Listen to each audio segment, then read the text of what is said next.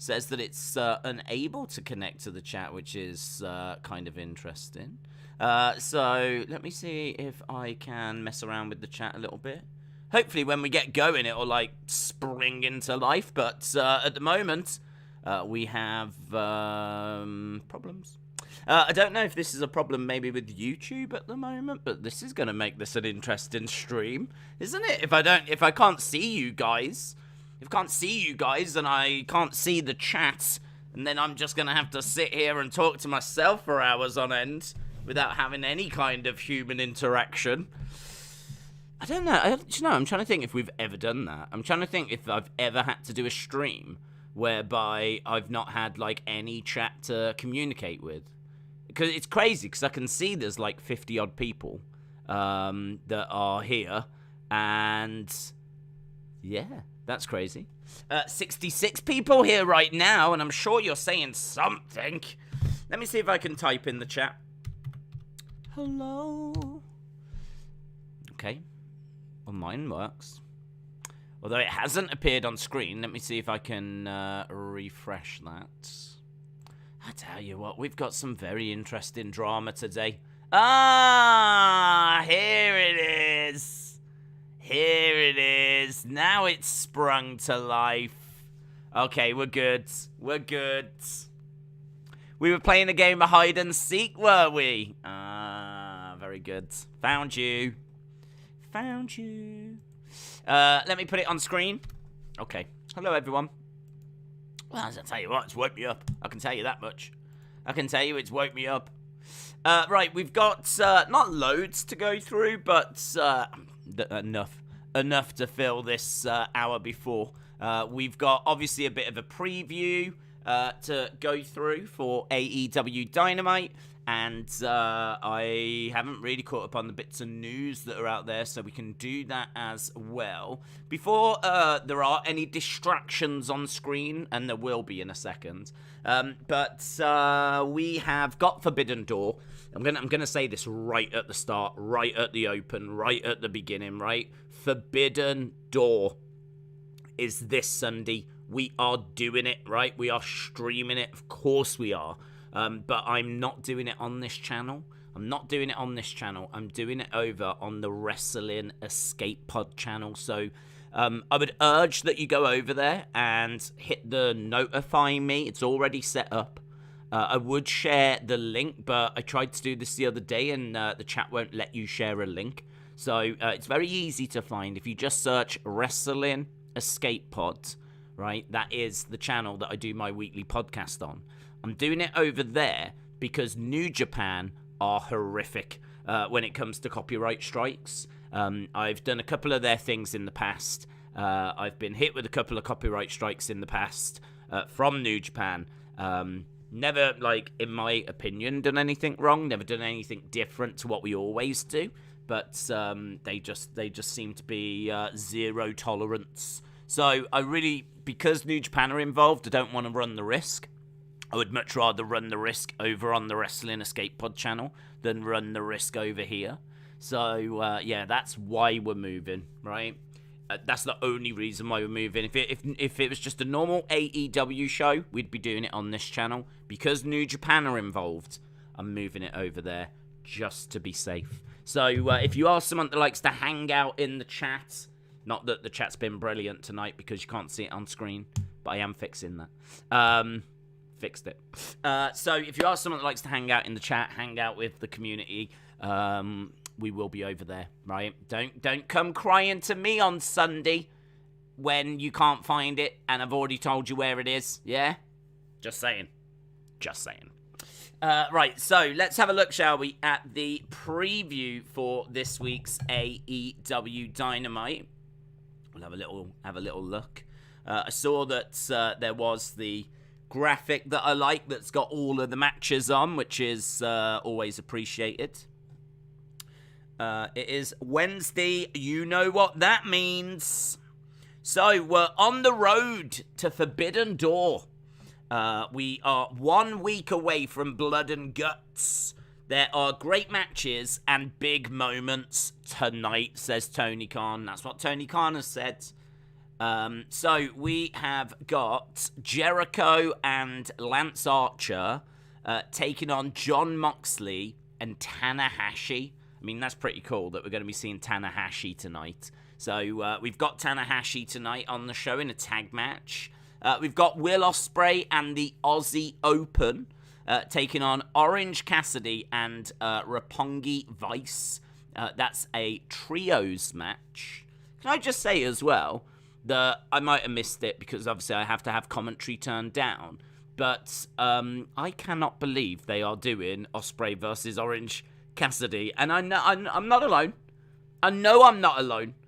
I was watching it, I think it was last week.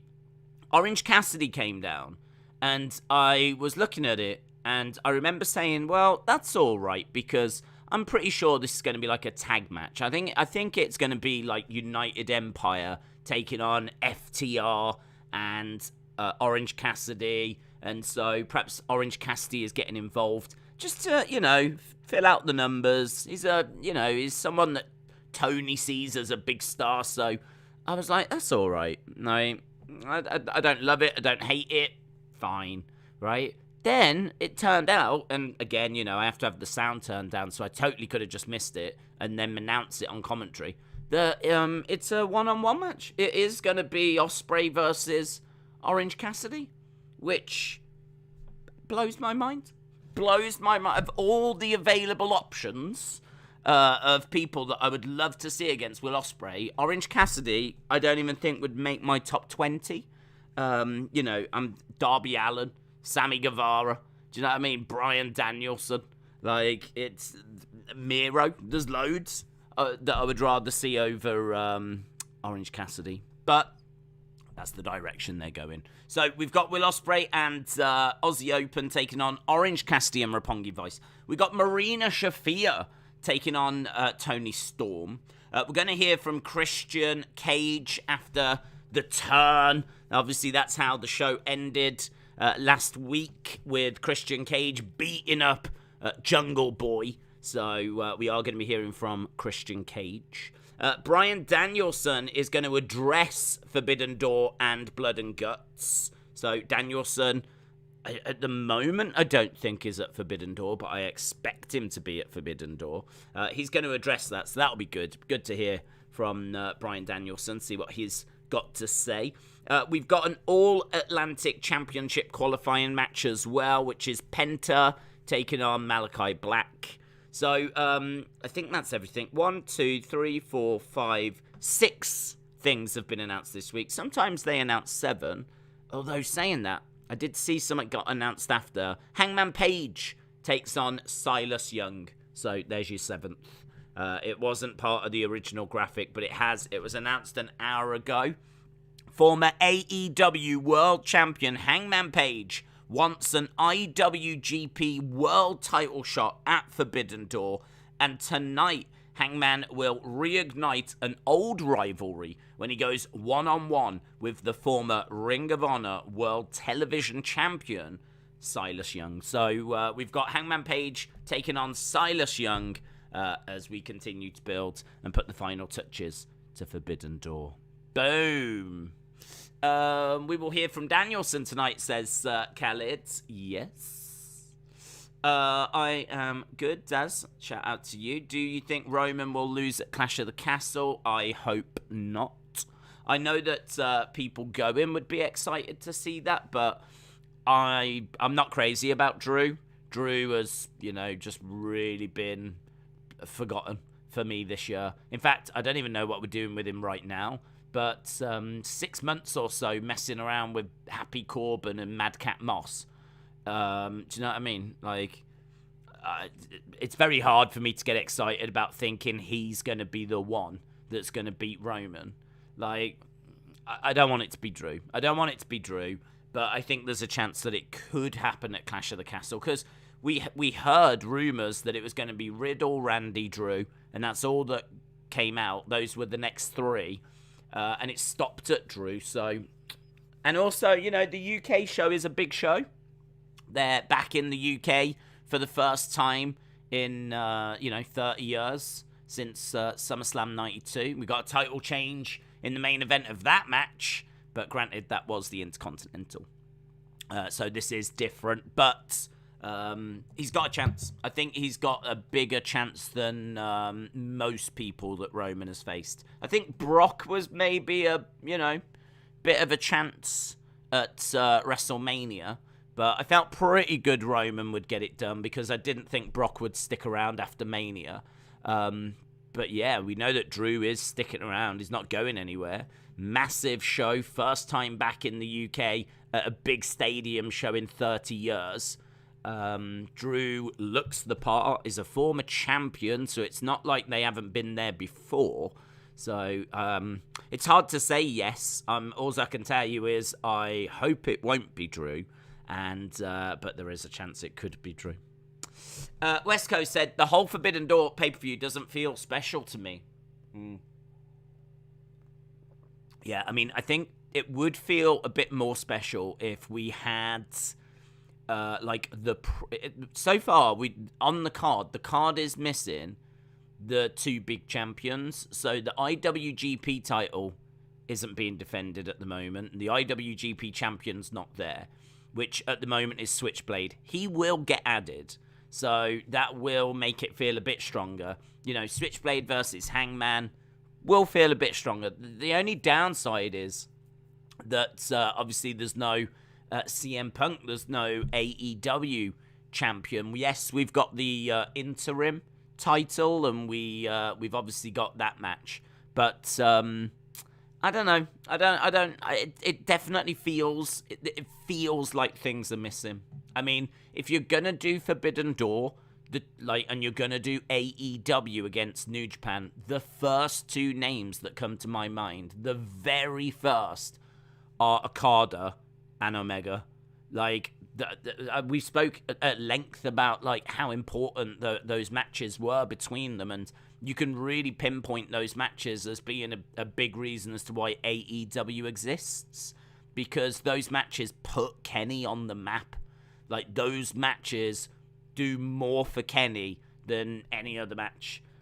Those matches that's what got me to tune in to New Japan and really start to watch it. If those matches don't happen, then I don't think the interest in New Japan, I don't think the interest in Kenny Omega, and maybe, dare I say, the interest in the Young Bucks, I don't think it would be as great as what it was.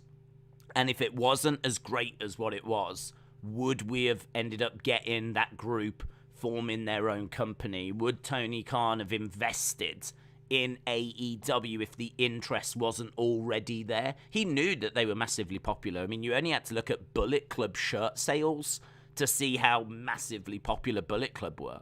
And, those Bullet Club shirt sales and that New Japan merch that was being shifted, that gave Tony Khan great belief that AEW would succeed.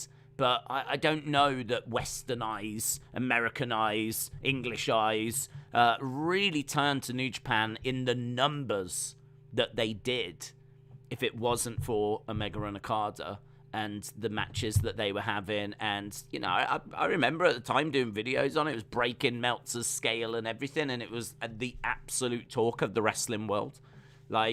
It's hard to fathom now because, we haven't really spoke about New Japan for a long, long time, because it shows in many ways, actually. Look at what New Japan is like now and the buzz that's generated around New Japan now that the Bucks and Omega have come out of it. Yeah, you've got people that watch it, but not the masses. Not the masses. I don't get anyone talking to me about New Japan. And I'm sure it's still a fantastic product, but even I've not watched it in a long, long time, so... Yeah, it's, when you think of Forbidden Door, I think of Omega Okada. They're not on the show. Omega injured, of course. Can't do anything about that. Okada, I don't know what's happening there. But he's not on the show either. CM Punk's injured, which sucks. Where's Naito? Naito's my favourite New Japan star. I love Naito. I love Los Ingobernables. Where are they? Where's Takahashi? I don't know where some of these people are. So Yeah, it feels a bit strange. It definitely feels like it's a bit of a watered down Forbidden Door. And then, as he said, the matches we are getting is like Osprey versus Orange Cassidy. It does make you go, what? And actually, there's even a match there that's all just AEW, which I don't mind, because I actually said they should do that. But it's a bit of a strange one. It's I suppose they have to do it though, because it's the women going up against each other. So it's Thunder Rosa taking on, I can't remember, Toni Storm, whoever it is. Obviously, there's no women in New Japan, but they do have Stardom. So I suppose I'm quite surprised that they haven't managed to get like some Stardom people involved, which could have been fun. I don't know that it would have done much, but I think if you had the Stardom Women's Champion, whoever that is, taking on Thunder Rosa, I would have been excited for that. But not as excited for Thunder Rosa just defending her title against someone, which I can't see beating her anyway. Can't see them taking the belt off Thunder Rosa at the moment. So, yeah, I agree. I agree. It does feel a little underwhelming. But I think that as well, if the ratings had stayed, like, really good, because we also know that the ratings have declined. So I think that sends a bit of a subliminal message that the people out there, other people out there, aren't bothered. Do you know what I mean? And that's a bad message to have out there.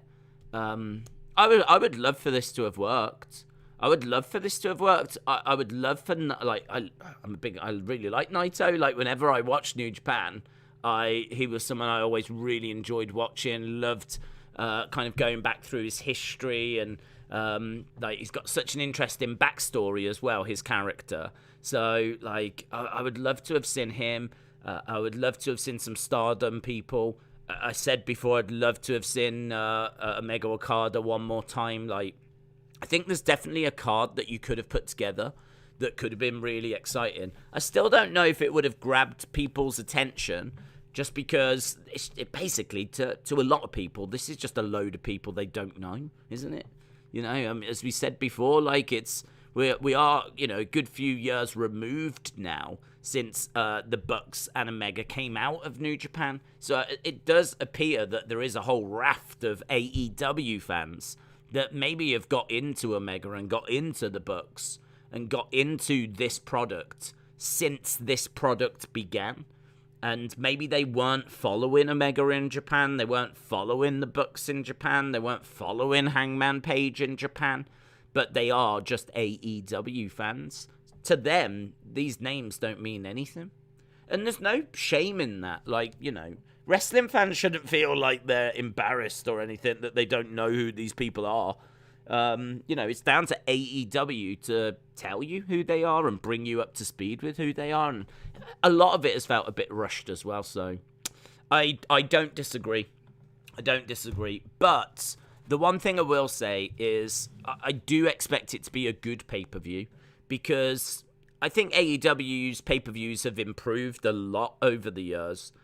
A lot. I remember those early pay-per-views, I was really down on them. People were saying that I was, like, you know, crazy, and I was, you know, but you look back at them now and they're not that great. They're really not great.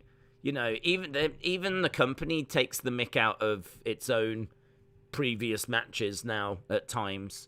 With, you know, who was it? Kingston saying he wasn't going to do a stadium stampede. But he said it in a bit more of an aggressive way, as he does. But yeah, there's been a lot of stuff they've done on pay-per-view that I think's been a bit... But their pay-per-views have got better in recent years, and I think that this one could be decent. I think this one, actually, when you sit down and watch it, I think could turn out to be a decent pay-per-view. It's just, it's not grabbed, like, the attention of the audience, I think, in the way they were hoping. But I hope it's not the only one. I hope they do go back to it. I think they could go back to it. And as we said, you know, get Naito, get Okada, get Omega, get CM Punk. Do it properly. It's just, I think they're a bit of a victim of circumstance and maybe some injuries and, you know, bit of bad timing. So hopefully we get to revisit it. David said, Tony Khan said on Busted Open that 4 more oh my god, is this thing going to be...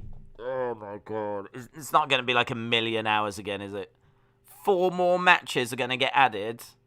Jay White will defend his title. I mean... I don't want to be sat here for like a week. Do you know what I mean?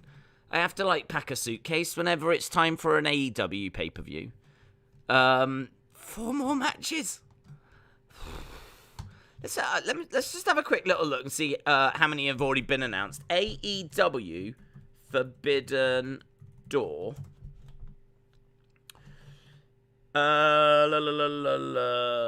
Thing is, though, if you are going to be charging people like $50 odd, I suppose you do have to, like, you know, give them a show. We have got 1, 2, 3, 4, 5, 6 matches that have been announced. Another 4 would take us to 10.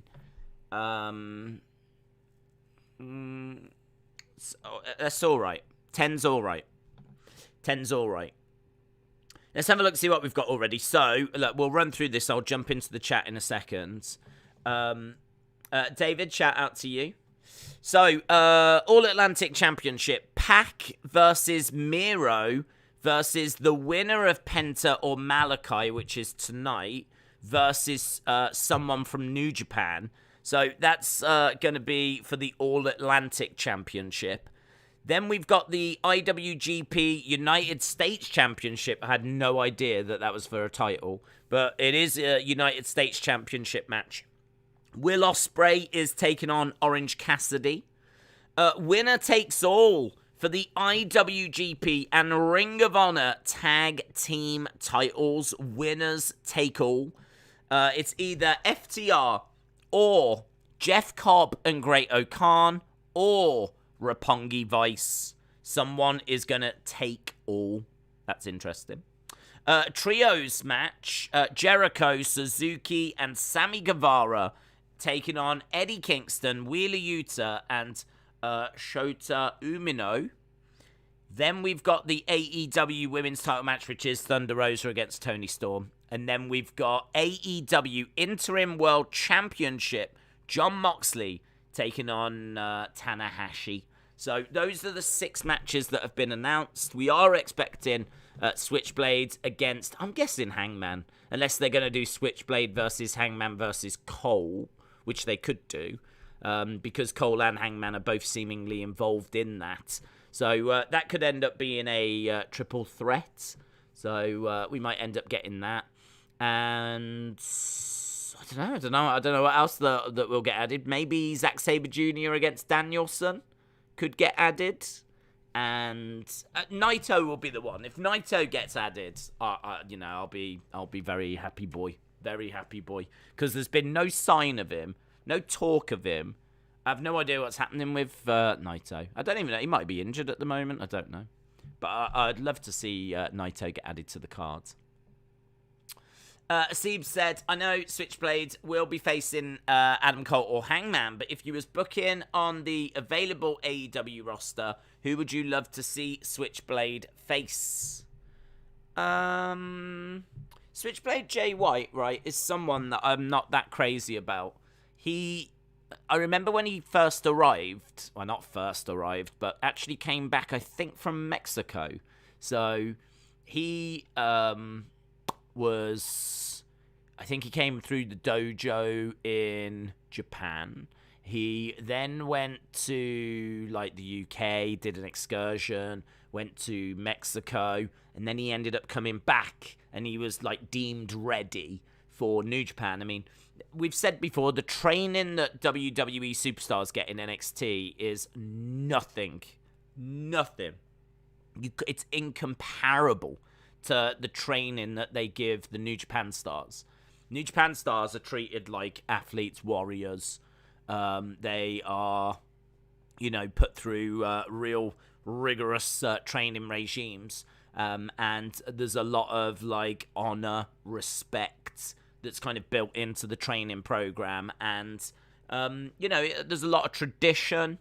And they go out on excursion. They go to other countries. They learn those different countries' wrestling styles. So Switchblade went to the UK and learned how to wrestle the UK style.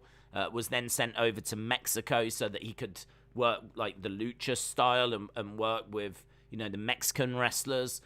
Obviously, he was being trained in the Japanese style, a bit of strong style. So, they get to travel around. And obviously, they do work in North America as well. And they've got like a training facility there, so they get trained over there also.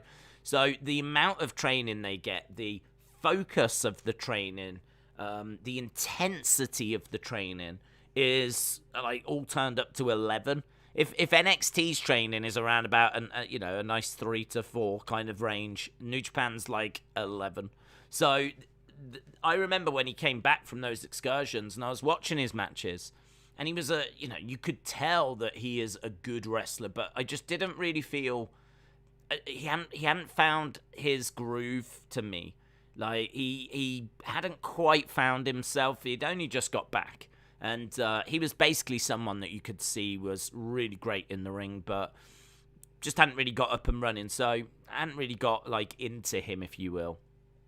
There was other stars that were clearly outshining him, I mean, it's hard to steal the show when you're on the same show as Takahashi, Tanahashi, Okada. Do you know what I mean? Like Naito.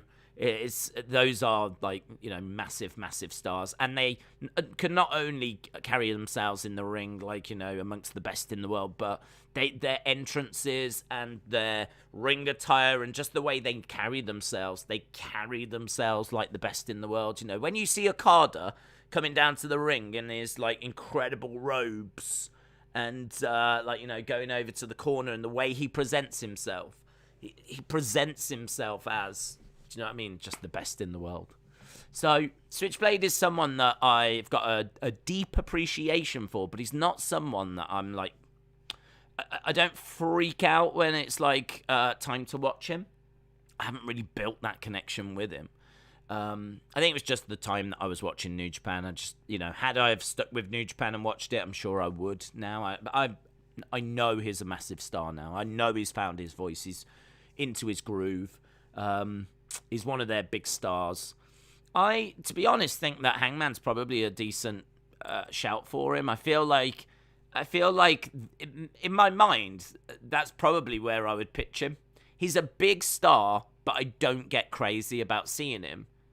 And the AEW equivalent of that is Hangman Page. He's a big star, and I don't get crazy about seeing him. Like, he's a big star. He's been, like, Hangman's been there since the start. He had that big story where they were building him up to the title. When he finally got the title, loads of people were freaking out, and they were, massive moment. I didn't feel like when he got the title, it was the right time. I thought that actually it was a bit rushed, which was maybe a controversial comment at the time because, like, the story had been of him, like, building towards it. And that story had took years. So how was it rushed?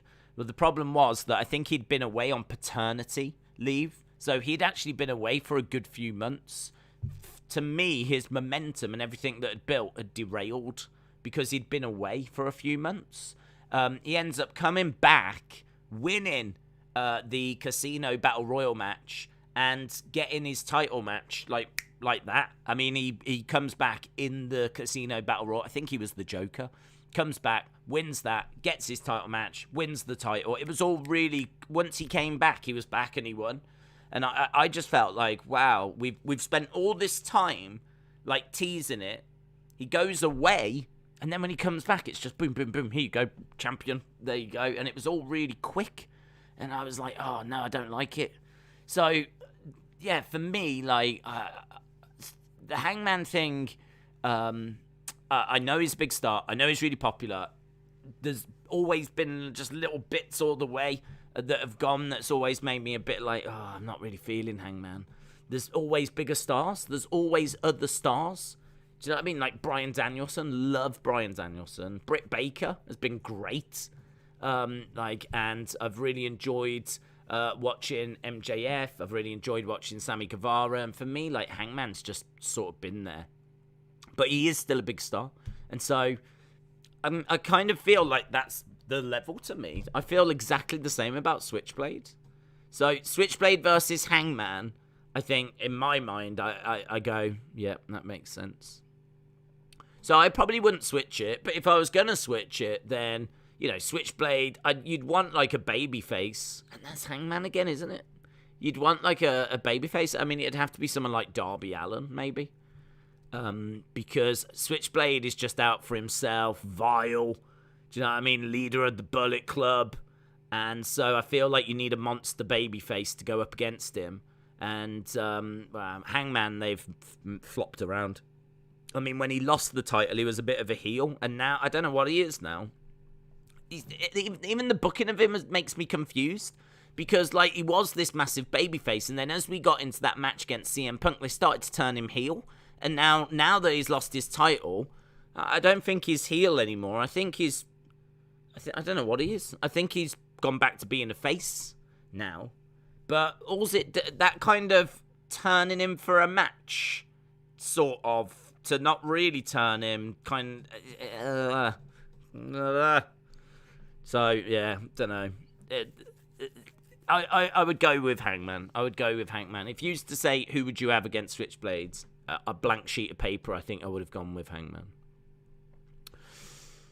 Brian Alvarez is reporting Brian is 100% out. He's not going to face Zack Sabre Jr. As a result, that seems to be a recurring theme. Punk out, Brian out, Kenny out. Lots of big stars are out. Well, I wonder what these 4 matches are going to be then.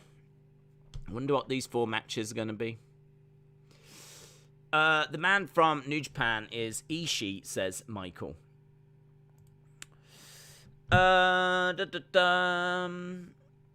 Switchblade versus Cole would be better, says James.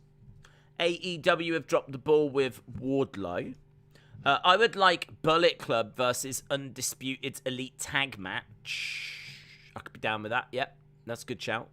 Maybe rather than Switchblade having a solo match, you could have done it that way and actually just done... I feel like Bullet Club, even if you don't watch New Japan, I feel like you've heard of Bullet Club, largely thanks to Finn, AJ. You know, like, there's been a lot of talk around Bullet Club because obviously Finn started Bullet Club.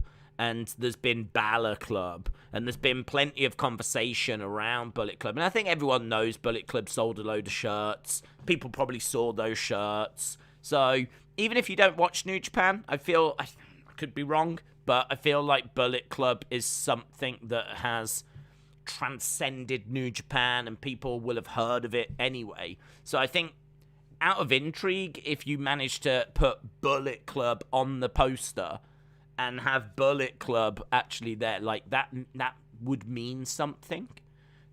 Even if, like, when you saw him, you didn't know any of the members.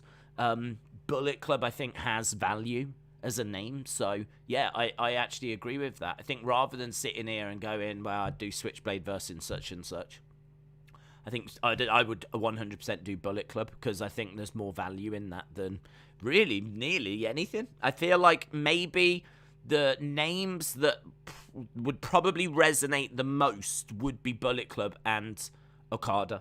I think those two are the two names. I don't even know that Switchblades or Naito or maybe Osprey. Maybe Osprey, but not sure. I feel like Bullet Club and Okada are the two that you would really want to put on the poster to represent New Japan. And I suppose you can still put Bullet Club on because I suppose, I'm sure you can find a way. Well, I don't know what these other matches are, to be honest. I mean, you can still have Bullet Club without Switchblades and just have the other members. But we'll have to see. I mean, honestly, if they are going to announce 4 matches, if they are going to announce 4 more, I really thought Danielson against Zack Sabre Jr. would be one of them. So I am surprised if it's being reported that that is not going to be the case. Because it does now make me think, well, what are those 4 matches then? Who's going to be those 4 matches? So could be interesting. We'll have to see what Danielson has got to say tonight. Other thing, Jay White is starting off the show Okada's wife is apparently giving birth, and that could be the reason. Okay. And that's the reason Jay White beat him. Interesting. Yeah, I mean, I know that there's a bit of moaning about Forbidden Door there, and we're not alone. I've seen other podcasts and whatever, like, kind of saying the same sort of things. I think that when you do finally get the New Japan AEW kind of crossover, your mind will automatically go big, and will go for the biggest and best options. And it's just such a shame that for various different reasons they've not been able to deliver the absolute best cards that was possible. And as I said, a good chunk of it is not their fault. Like, they wanted CM Punk. It's not their fault that, they couldn't deliver that. And if Okada's wife is giving birth, I mean, it's just awful timing, isn't it? So, again, there's, nothing you can do. It's not their fault that Kenny Omega is out injured at the moment. It's just unfortunate. But that's why I hope that we can revisit this, because I think that there's still a lot on the table, a lot that's left on the table for them to actually go back to. Because I suppose you could make the argument that, although I don't think it'd be a very strong argument, but you could make the argument that if they did all those big dream matches, would there be enough for them to do a follow-up with? Like, would there be enough, like, other matches that they could make? I feel like there would be. Do you know what I mean? I feel like Okada has got several different people that he could face. Naito has got several different opponents he could face. You can always run with the factions. You could always do, like, as we said, Bullet Club or Los Ingobernables. You could go with like those factions and put them up against AEW factions. So I feel like there is, and there would always be, like plenty of options on the table. So maybe we revisit it. Kota Ibushi was my favourite, says Miss Clown. Hello, Miss Clown. Hope you're well. Kota Ibushi's cool, man. I don't know. I think he's on a bit of a break, is he, at the moment? Obviously, there was all of those allegations. I was trying to follow that, and I think he made allegations against someone and was disappointed that action wasn't being taken within the company. I think it was like sexual harassment, sexual assault type allegations. Super serious. And he spoke out about it publicly, and there was a big falling out. They went and met with him, I saw, and I think it got resolved, and they said that they wanted to put it behind them, move forward. I don't know if he's maybe just under suspension at the moment, because obviously there was things that he did, like speaking out about it, but it's fine, but I think he did it quite public. And I think there was like a few things that he did which definitely, you can't really do. Like, and so I think he might be under suspension at the moment.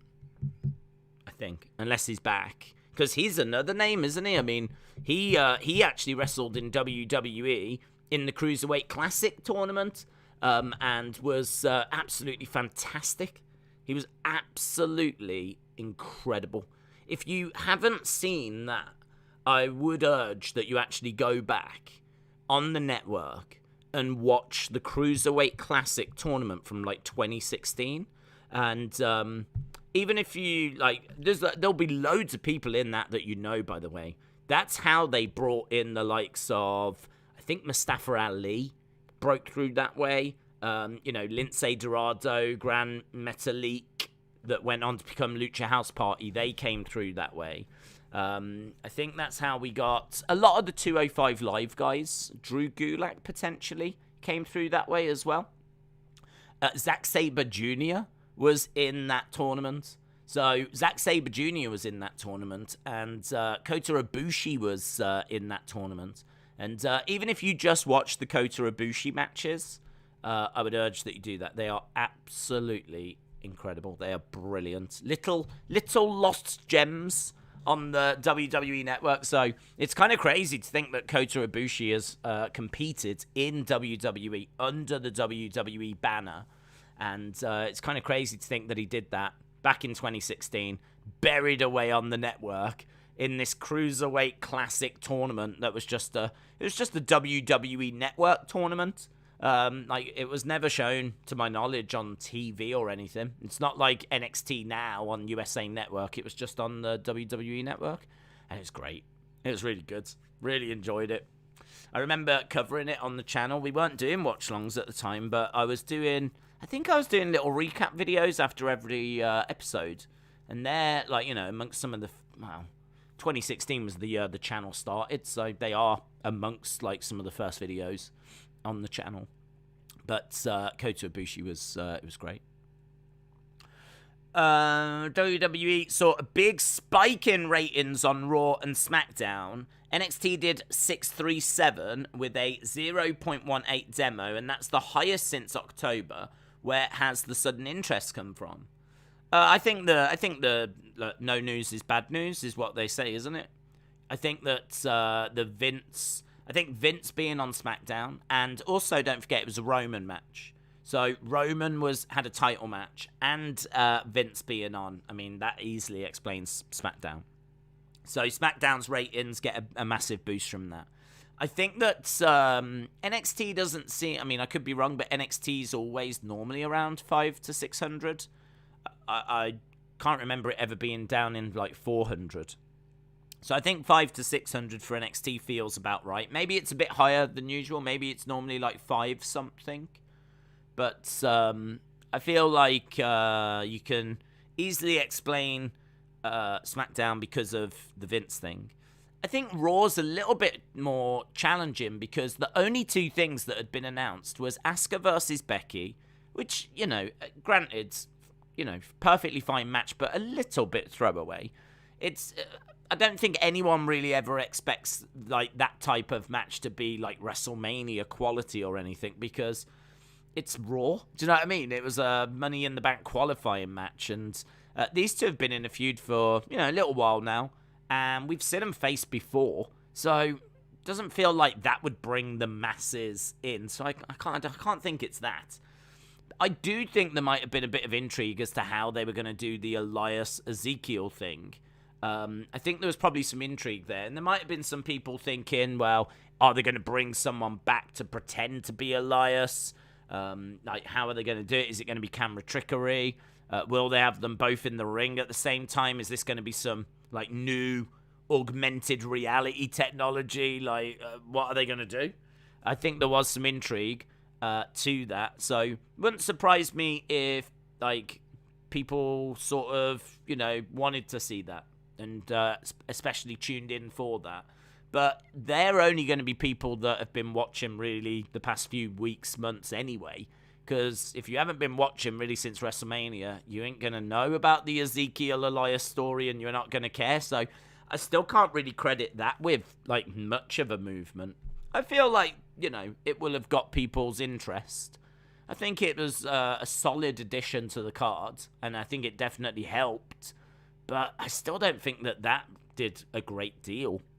I can only put it down to, you know, no news is bad news, and that all this talk about Vince and what's happening kind of got people's interest, and, you know, WWE was being spoken about, and maybe people decided they would check it out and see what the current product's like, and enough people thought to themselves, let's see what they're doing at the moment, let's see what it's like. Because Vince wasn't announced for Raw, so I know Vince was on Raw, but we never knew that he was going to be there. Vince's appearance on Raw was not mentioned. Totally came out the blue, so we can't even say it's because Vince was on the show.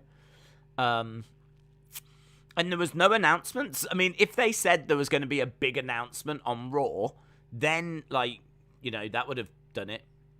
But there wasn't. Those were the only 2 things going into Raw. The Elias Ezekiel thing and Asuka taking on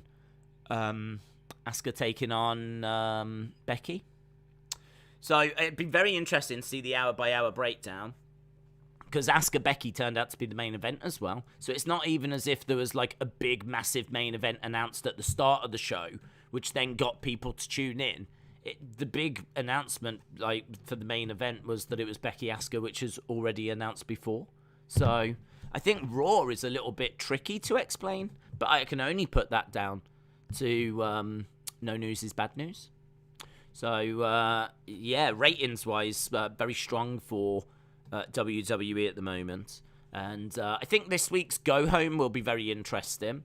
We know that last week AEW did 700,000, but I believe it was going up against the NHL. I think I'm right in saying.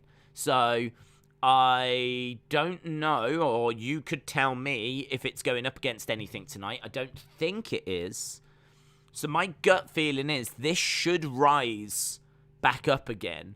This is a go-home for Forbidden Door. I don't think the card tonight has got anything crazy on it. If we kind of accept, right, that a good chunk of AEW fans don't know the Japanese stars, right, then that means anything that's got them in is just, not going to move the dial. So, Jericho and Archer taking on Moxley and Tanahashi. I don't know how much that's going to move the dial. Will Osprey and Aussie Open against Orange Cassidy and Roppongi Vice. I don't know how much that's going to move the dial. Marina Shafir against Toni Storm could be a dart match, and I don't mean that as a disrespectful thing. It just could. Christian Cage is going to talk about attacking Jungle Boy. That could do something. Christian's, big name, and that was a big moment to end the show last week, so that could do something.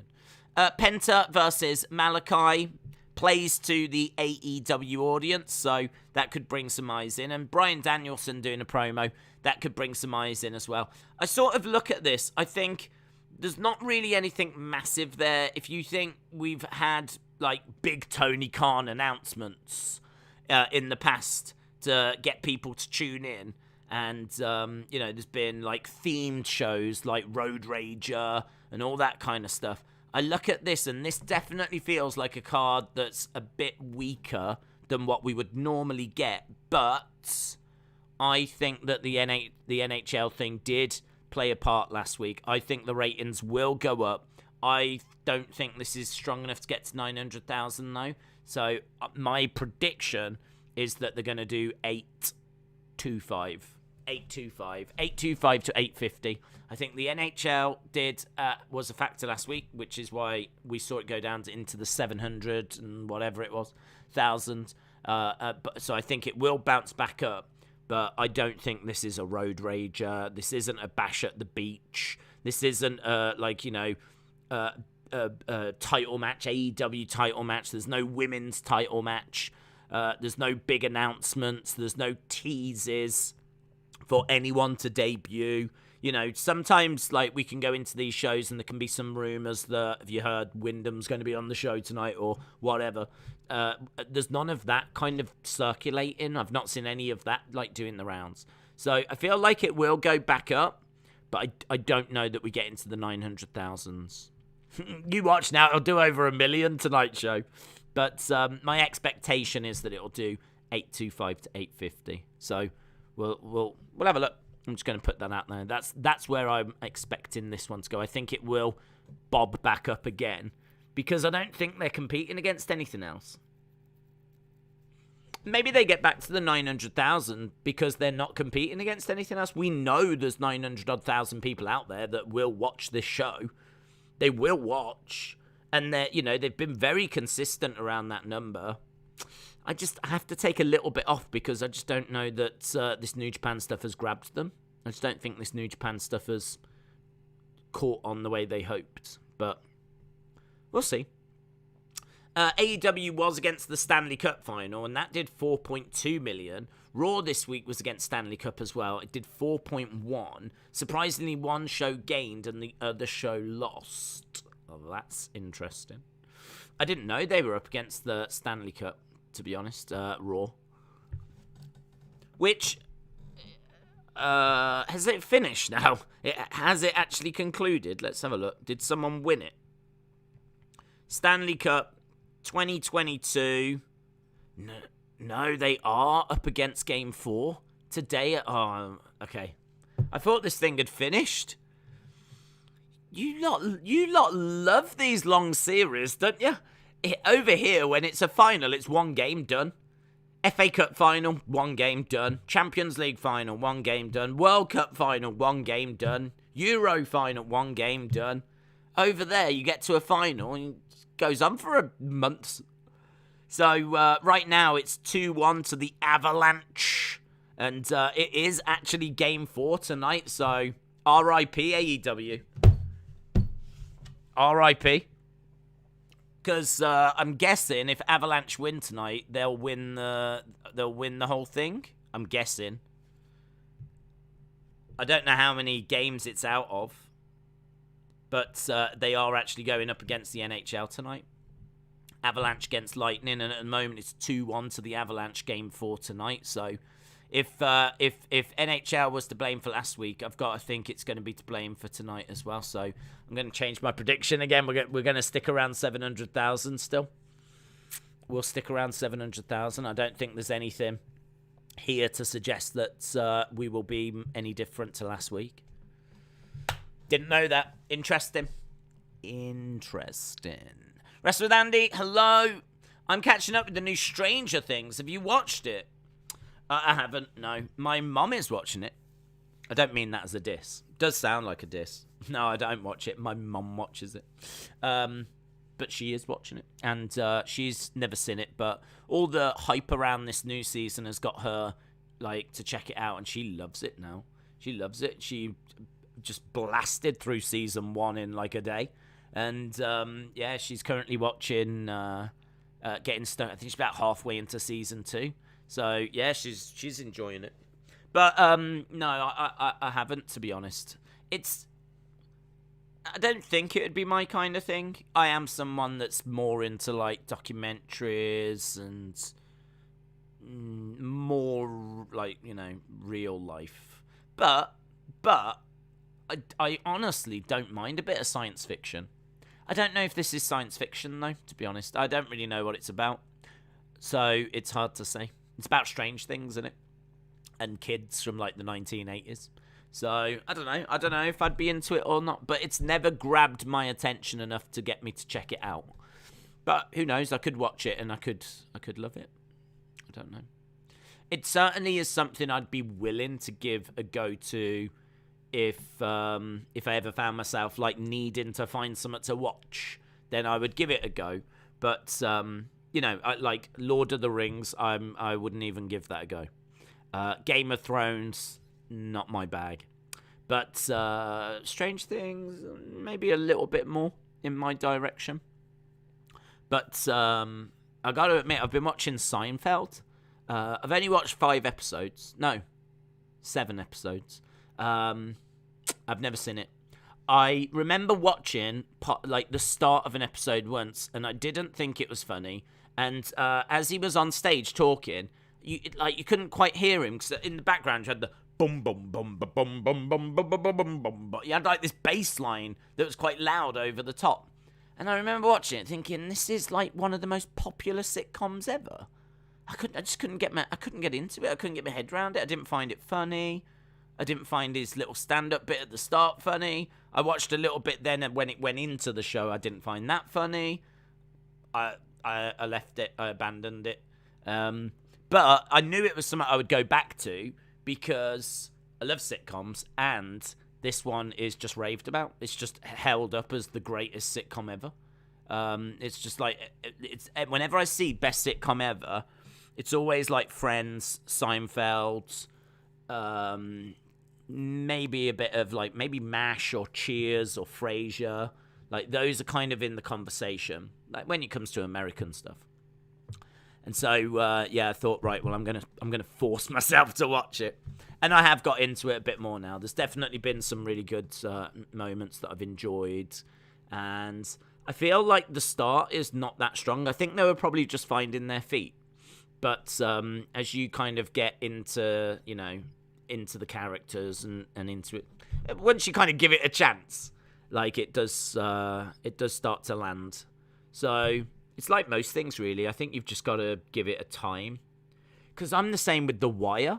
Everyone keeps telling me The Wire's amazing. I've watched the first 3-4 episodes. I don't rate it. I don't think it's very good at all. But I know that if I like stick with it, I've just got to get past that, like, got to get into the show. It's nothing compared to, like, a Breaking Bad, Better Call Saul. Like, it's nothing compared to those shows. Those shows just are absolutely million miles clear of, like, where I am with The Wire. So that's another show that I know that I need to get back into and give some time to, because I think I would really enjoy it. And I still haven't got around to watching The Sopranos, and that's another show that everyone raves about, so I need to give that some time. So I'm probably a bit more focused on that, like that, than Strange Things. I love Curb Your Enthusiasm. Now that's amazing. Curb's great. I love Curb. I agree. Really well written, really funny, really entertaining. Love Larry David. Obviously, they talk loads about Seinfeld in that, which is just another reason as to why I always knew I'd go back and revisit it. But I don't know. Maybe I don't know. I would say maybe I wasn't in the right frame of mind, but the truth is, I sat down and started watching Seinfeld again about a week or so ago, because it's on Netflix now. And so I sat down and I put it on, and I felt exactly the same. I watched the first episode and I was like, I can't get into this. But I just forced myself. I had it on in the background, and as soon as the episode ended, I was like, play next episode. And as I said, by the time you get, like, season 1's really short, but by the time I was getting to the end of it, I was like, okay, I'm into this now. I definitely feel like clicking next episode's not a chore. Like, I know that I'm all right with it being on. And as I said, there's been some good moments. So if you are a Seinfeld fan, I'm coming round to it. Yeah. So I'm not hating. They've even got a little Lego set. I don't know if you've seen the Lego set on it, but they do a Lego set of his apartment, and which is pretty cool. They do one for Friends as well. As soon as they do a Frasier one, boom, I am there. Frasier is the best. Frasier is the king. Frasier is the greatest sitcom ever. That's number one. Love it. Love it. Love it. Love it. Love it. Love Frasier. So I've got an appreciation for American comedies. Right, let's go down. That was a bit of a sidetrack, wasn't it? Have you seen The Boys? It's one of my favorite TV shows of all time. Nope. I can't say I've even heard of it. I don't know, so no, I've not seen it. Zachary said, I'm getting Netflix next weekend. Oh, you'll love it. I think when you first get Netflix, you go, oh my God. I remember when I got it, I had it back in Southampton, and so, like, we wasn't streaming watch-alongs all the time, so I had more, like, spare time. And to sit down and just have all those movies, all those shows, all that kind of stuff to watch, you don't quite know where to start. But, like, once you've had it for, I don't know, 6 months, whatever, and you've kind of hit some of the real big points you wanted to see, there's still stuff there, but it does start to settle down. I would imagine, after lockdown, a lot of people completed Netflix and just, like, got through everything they wanted to watch. But, I mean, they're really good at bringing, new things onto the platform. So, you can always find something. Did you hear that Kushida has signed with New Japan? No. I did see him in the ring with a microphone, and there was an article about he wants to stay in LA, or he's moving to LA, but I didn't know he'd actually signed with New Japan, so... No, I didn't know that. James, shout out to you. Big Time Baxter said, we've seen AEW range in a lot of millions last year, but now they're in the 900 range. Could we start seeing them go down to 800 as a new average? I don't know, to be honest. I feel like the AEW product overall is fine. I don't think there's, like, a need for, like, panic stations or anything. I just think that what we're seeing is the effect of, like, CM Punk settling down, and we're seeing, like, the effect of Bryan Danielson settling down. There was a lot of big people that they brought in, and there's not really any big people that they can bring in now. Maybe Wyndham, but there's not loads of big people they can go out and get anymore. And I think, like, it's just settled down. to that 900 range. I feel like that's probably solid, fair reflection of where we are. I just think at the moment you've got some tough competition in the NHL, and you've also got this kind of Forbidden Door, which hasn't grabbed everyone. So I'm gonna say that they're fine. I think they've got enough stars and enough options to maintain them.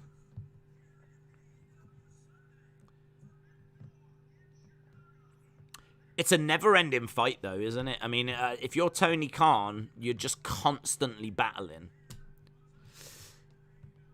Right, we've got Bryan Danielson. Bryan Danielson, if you don't mind, I'm just going to take this microphone and I'm not going to give it back.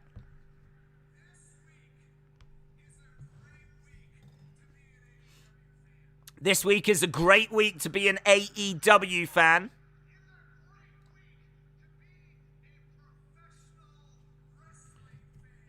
This week is a great week to be a professional wrestling fan. Sunday, we've got Forbidden Door.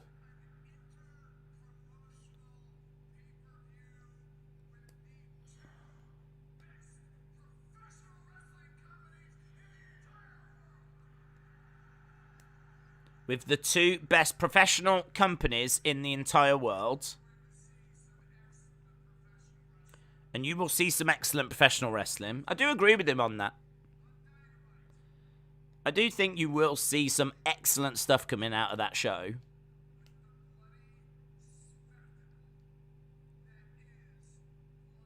Blood and Guts. So talking about Blood and Guts, which is coming up.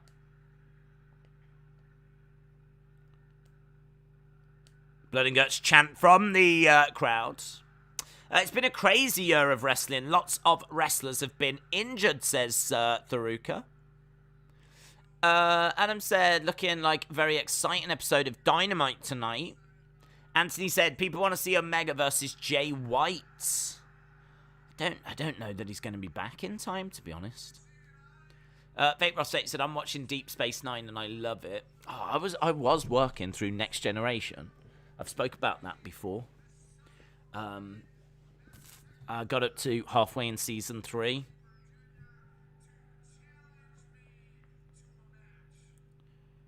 Okay, he's talking about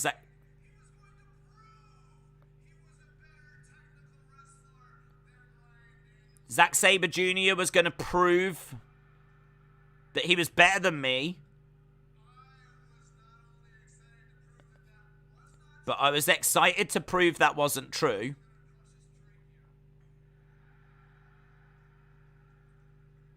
So we were...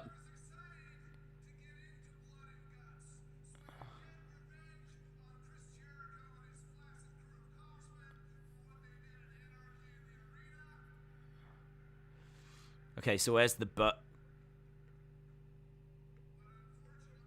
Unfortunately... I got some good news. I got some bad news.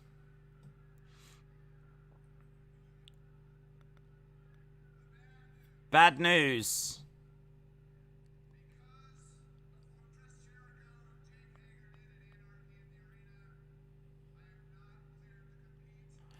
So, Bryan Danielson says he's not cleared to compete at Forbidden Door or at Blood and Guts. So, Danielson is out of both.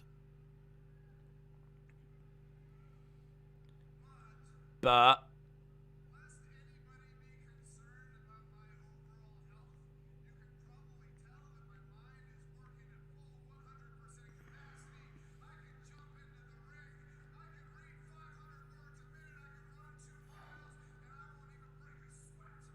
so Danielson is saying the good news is there's nothing long-term that's wrong with him.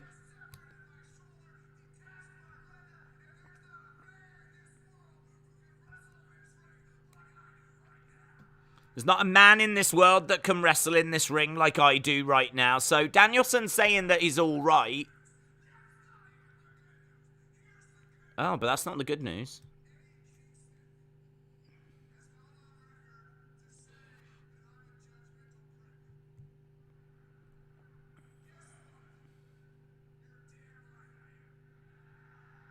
Okay.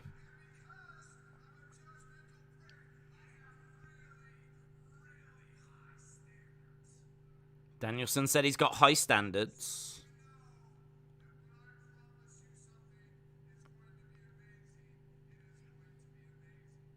So you know when I tell you something will be amazing, it'll be amazing. I found the one person I trust. Cesaro. Cesaro.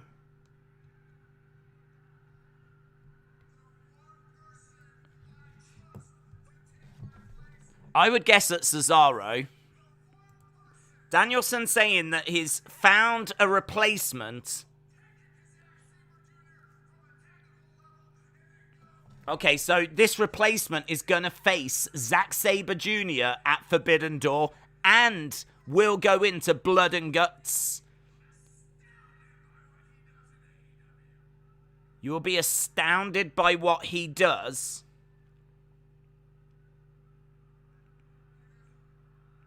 Who?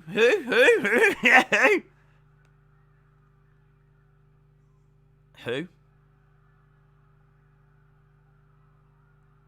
They are doing the New Day Who chant. Danielson milking it.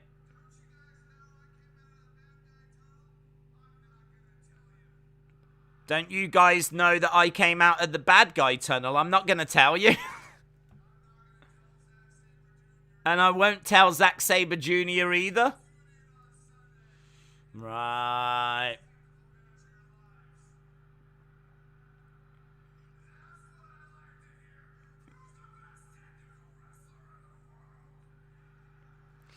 So, there we go. There is going to be a replacement for Danielson, but we don't know who it is. You're going to have to tune into Forbidden Door to find out. I feel like Cesaro is my first thought, but there's plenty of people saying Gargano. It could be Johnny Gargano. I mean, that would be a big, big signing if it was. Zack Sabre Jr. is making his way out. We haven't seen Zack Sabre Jr. on AEW before. But this is the person who is regarded as the best technical wrestler, or certainly one of them. It would have been great to have seen them two go against each other. That's... Look how tantalizingly close we are to both of them being in the same ring at the same time. Another one's got away. It's bad. Toni needs to stop doing that. If it's someone like Grisham, it'll be a letdown. Right, we're backstage with Moxley.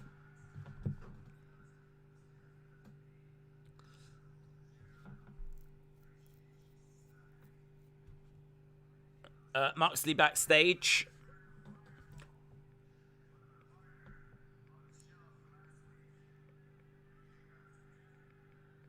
Talking about Jericho Appreciation Society.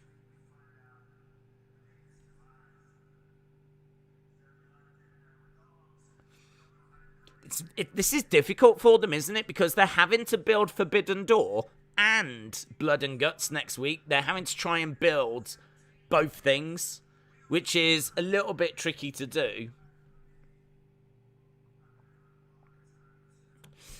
One dream match: Danielson versus Zack Sabre Jr. Please be Gargano. So Cesaro debut on Sunday. Jericho Appreciation Society might try to screw main event for the AEW title, says Anthony. No matter what, the company is going to wrong direction since Cody left. Best technical wrestler, it's got to be Parker Bordeaux's lady. What's her face, says William.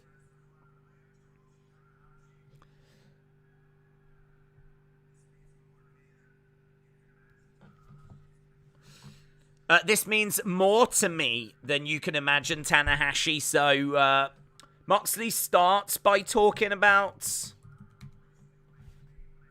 blood and guts, and now he's talking about Forbidden Door.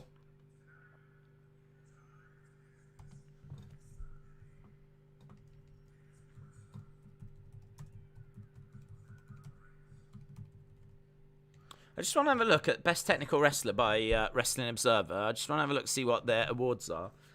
Because I know it's been a lot of Zack Sabre Jr. recently, but I actually don't know who the latest person is. I don't know who won it last time. Here we go. Oh, it was Danielson. So, wow, that is crazy. So, just looking here, Chris Benoit won it in 2004. Since 2004, there's been only 2 men to hold Best Technical Wrestler, the award by Wrestling Observer, and that is Daniel Bryan, Bryan Danielson, or Zack Sabre Jr. That's it. Since 2004. Danielson won it in 05, 06, 07, 08, 09, 2010, 2011, 2012, and 2013. Danielson won it. So Danielson won it so many times, it's now called the Bryan Danielson Awards, which is basically for Best Technical Wrestler. He won it so much, they just changed the name of the award. But in 2014, Zack Sabre Jr. won it. So 2014, 2015, 2016, 2017, 2018, 2019, 2020, Zack Sabre Jr. And now in 2021, Bryan Danielson has won it back. So, yeah, these 2 guys just trading that Bryan Danielson award with Wrestling Observer, which is why it would have been, you know, so great to have seen them face off against each other. Right, we've got Osprey in the ring and Aussie Open taking on Roppongi Vice and Orange Cassidy. So we are underway with our first match. I need to learn how to spell this. Is it A-E? It is E-A. Osprey. And Aussie Open versus OC and Roppongi Vice. Boom. Santina Marella has been screwed out of that award too many times. That's crazy, isn't it? That's crazy that it's only those. Other winners have included Dean Malenko in 96 and 97, Kurt Angle in 2002. Chris Benoit won it 3, 4, 5 times. Chris Benoit won it. Jushin Thunder Liger won it in 89, 90, 91, and 92. Dynamite Kid took it in 1984. Ted DiBiase in 1981. Bob Backlund was the first winner in 1980. So, yeah, it gives you an idea. And Wrestler of the Year. Kenny Omega won it in 21. John Moxley in 20. Jericho in 19. Omega in 18. Okada in 17. AJ Styles in 2016, 2015. Amazingly, Wrestler of the Year, Nakamura in 2014. So those are all the Wrestler of the Year winners. John Cena took it in 2010, you know. It's quite a surprise, to be honest. I wouldn't have expected John Cena to have been awarded Wrestler of the Year by Wrestling Observer. But he actually won it in 07 and 2010. So, Triple H won it in 2000. Right, we are underway with this. We've got Orange Cassidy winding up He throws one of Aussie Open into Roppongi Vice. Big back body drop there by Roppongi Vice, and Osprey goes to the outside. I would love to see Pac versus Osprey. How amazing would that match be? Could be a lot of fun, yes.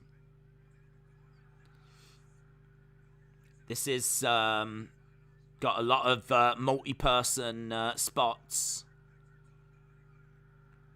Just seeing the New Japan guys planting the AEW guys on the edge of the ring.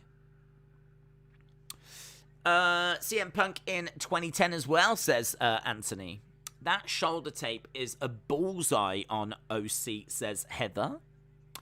Bullet Club Jay White is trying to find out no one in AEW can stop them, says Anthony. John Cena is quite surprising. I was quite surprised by that. I mean, I've looked at those awards before. The Observer Awards. I'm always interested in who wins them. So they are something I keep a bit of an eye on. But to be honest, I must have slipped my mind that Cena had won it before. Have they got match of the year? They should have match of the year. I'd be interested to know what match of the year was. Pro Wrestling match of the year. Young Bucks against Lucha Bros. That steel cage match from All Out. That took it last year. The year before, Kenny Omega and Adam Page against the Young Bucks. That was incredible. That I completely agree with that. I disagree with Young Bucks Lucha Bros, but I completely agree with Omega and Adam Page against the Young Bucks. That was brilliant. Osprey against Shingo from Best of the Super Juniors was 2019. 2018 was Omega Okada at Dominion. 2017 was Omega Okada at Wrestle Kingdom 11. I mean, they're two matches, two of their matches getting match of the year back to back. Just shows how great that was. Nakamura against Kota Ibushi in 2015. I mean, it's just dominated, obviously, by New Japan. We were at Picture in Picture, but we might be back now. We can see that Aussie Open are in control. The action back in the ring. Did you see that Seth Rollins... do you see Seth Rollins winning Money in the Bank, becoming Undisputed Champion, then have Cody face him at Mania? Yeah, I can see it going that way. I don't mind it. We've spoke about it quite a bit, but I don't mind it going that way, but I'm not like crazy to see that. There's just a couple of reasons why. One of them would be that I quite fancy Seth, Cody in particular, facing someone different next year other than Seth. They've been brilliant matches, but we've seen it 3 times. And I think Cody's only faced 4 people and 4 matches, and 3 of them have been against Seth. So I fancy something different.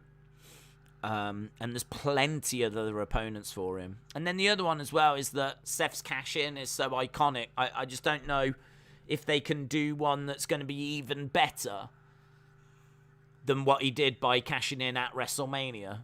I mean, I can see him like maybe trying to cash in after the match against Brock at SummerSlam. And but is that going to be as good? Like, I don't feel like it is.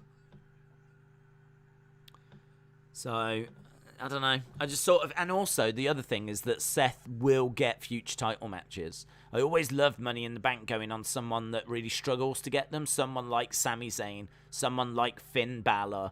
They're just not getting title matches. So, I kind of... There's 3 reasons as to why I wouldn't go that way. But I don't mind it. It's, you know, it makes sense. And it puts a nice little bow on everything. Like, it allows Cody to get revenge and all that kind of stuff. Seth and Roman, obviously, both used to be in the Shield, so you've got, like, incredible history there. So, yeah, I can see them doing that.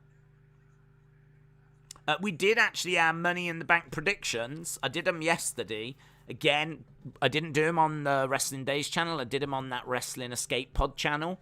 So if you want to check those, I did them over there. And it's worth checking them out because if you do want to join the Money in the Bank watch-along, it's going to be on that channel. It's not on this channel. Money in the Bank, Forbidden Door are over on the Wrestling Escape Pod channel.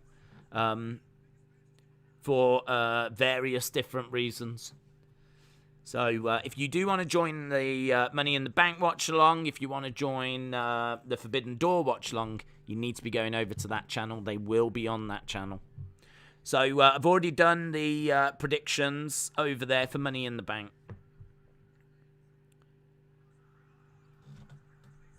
Stundog Millionaire by Orange Cassidy.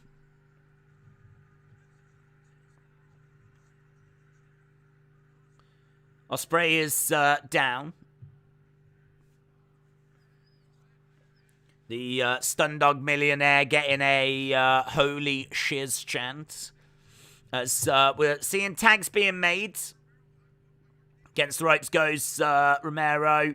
Head scissor takedown. Big chop. Another big chop.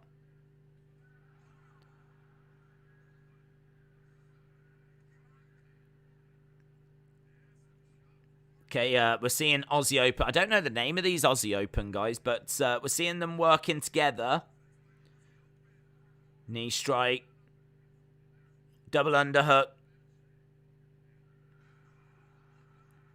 1, 2, and a kick out. Man, that move that they just did was so impressive. He had him up, he flipped him over, and as he flipped him over, he passed him to his tag mate, who then, like, plants him down into a powerbomb. Like, that should absolutely be the finish. 100% that should be the finish. And now, Romero with a sliced bread. Orange Cassidy with a crossbody.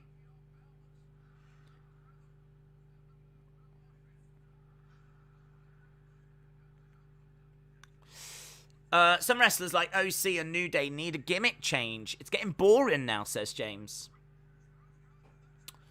Daze, did you deliberately do it to tag along that Triple T in your recent predictions? Did you deliberately do it on purpose? I don't know what you mean. This week's Escape Pod is the predictions, and I wanted to do it over there because that's the channel that it's going to be on.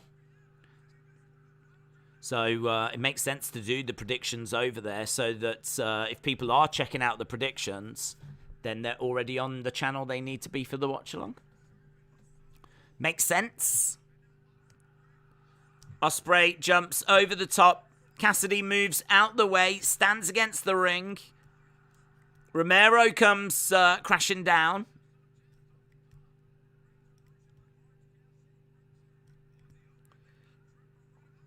Five New Japan guys and Orange Cassidy, says Tim. Ledger Killer, hello, shout out to you. These guys can't tell a story. That's why it wasn't the finish. Trent was supposed to be selling a leg injury here in the beginning, but now he's fine. Orange Cassidy gets the pin and the win, and first match is in the bag. What was that other channel? Wrestling Escape Pods.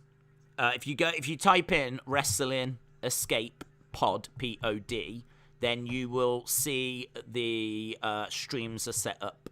So Money in the Bank stream is set up. Forbidden Door stream is set up. I'm even going to do a retro watch along next Thursday for Money in the Bank 2016. That's already set up. And the Money in the Bank predictions. It's about half an hour, but we go through every match. That's all on there as well, so...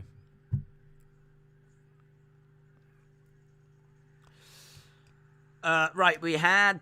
was that United Empire that came down? But here's FTR. FTR making their ways into the ring. So we've got Orange Cassidy. You see, I thought it was going to be this match. I thought we were going to get United Empire against FTR and Roppongi Vice and all that. But instead, they're doing a winner-takes-all. FTR versus Jeff Cobb and Great O'Khan versus Roppongi Vice.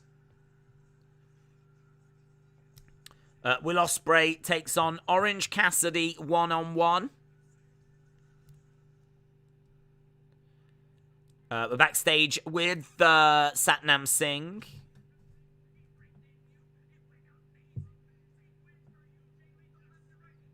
Jay Lethal and Satnam Singh backstage.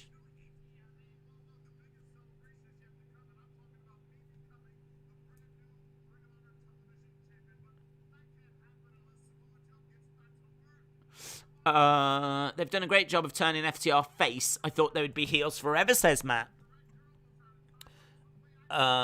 Orange should never be put over Will.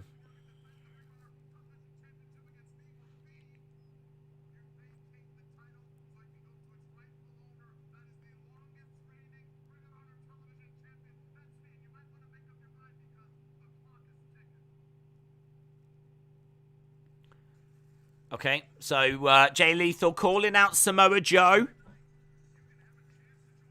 We're over at the commentary table right now. We've got Toni, we've got Jim Ross, we've got Excalibur.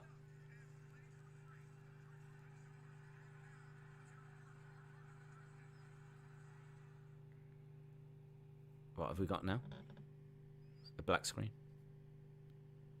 Black screen. Oh, commercial break. Boom.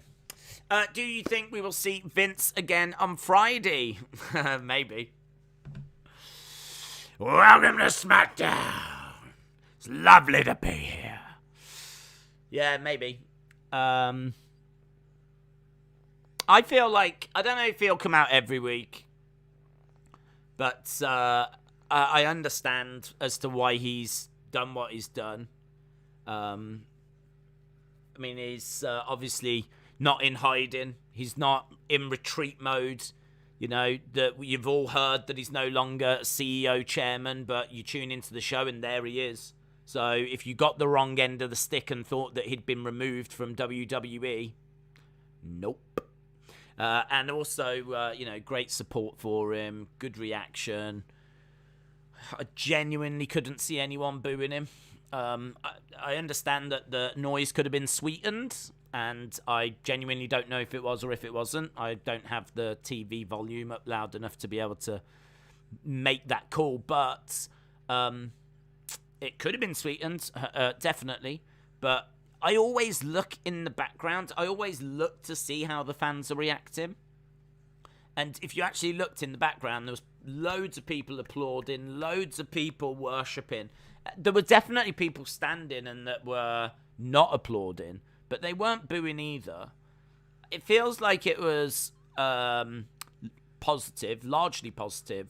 And then I think anyone that was kind of a bit was just kind of staying quiet. So overall, I think that's a positive reaction, all things considered. And, don't know, he seemed like he had a spring in his step, didn't he, on Raw? Jumping off the steps like a 8-year-old child. So, yeah, I don't know if we see him again so soon. But I think we definitely see him again. I think we definitely see him maybe in a couple of weeks. Just so that he stays around, you know. It's out of sight, out of mind, isn't it? But I think, yeah, he could definitely come back on. Who knows? Perhaps he will be back for the John Cena thing. Perhaps he'll find a way of shoehorning himself into that. Maybe he'll introduce John Cena coming back. I could definitely see that. So maybe not SmackDown, but maybe Raw. You will see him as he introduces John Cena's return. Or maybe you see him on Friday so that he can announce John Cena will be back on Monday. So maybe you will, so that he can come out and tell us about John Cena on SmackDown. We are back. Right, we've got Toni in the ring. We're half an hour gone in this show.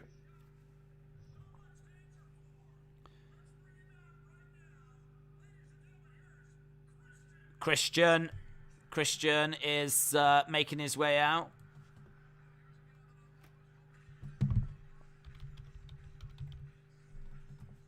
Christian coming out. Obviously, he attacked Jungle Boy last week. So, Christian is in black. Black jeans, black polo top. He's got a brown jacket on. Speaking of Observer Awards, Brian last did some 605 episodes around the Observer Hall of Fame a few years ago before him and Cornette fell out. Those episodes were in depth. I'll check them out. I'll tell you what I've been watching, Brenton, and listening to quite a bit whilst doing a bit of work and research and stuff. I've been hammering the Bradshaw and Briscoe podcasts. I had never listened to them, but they've got some fantastic episodes where they actually do watch-alongs for old classic matches. They did. I watched one the other day for Pat O'Connor against, I think it was Rogers. Pat O'Connor against Rogers. So I watched that and I listened to them talking as they were going through that. And they did another one as well with Gorgeous George, which was great. That was great. So they were doing like these watch-alongs, and you could actually have the podcast on and watch the matches. They had links to the matches so you could watch them. They were good. And then they have like guests on. They just tell old stories. I listened to the Medusa one because I'm a big fan of her anyway. It was brilliant. But yeah, I do want to get to those 605 super podcast ones because there's tons. Well, the vast majority I've just never heard. Right, Christian is in the ring and he's getting quite a negative reaction.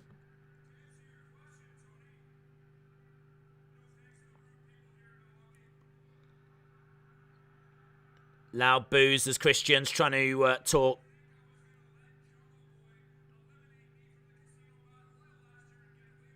Did you think I was going to let Jungle Boy eliminate me from the Casino Battle Royal last year and just get away with it?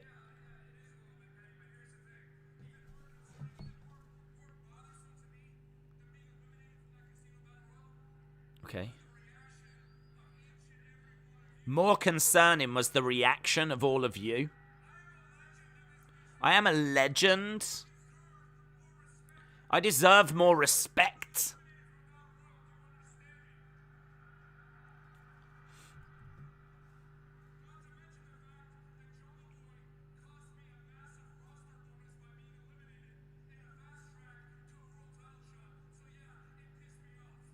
Christian saying that Jungle Boy cost him a big bonus and an opportunity at the title.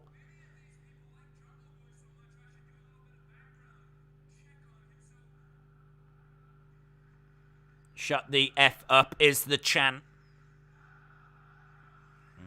It's maybe not a great look to cut to a kid saying it, is it? So they cut to the crowd and there's a kid going, shut the... Of all the camera shots they could have chosen, did we need the one of the kid doing it?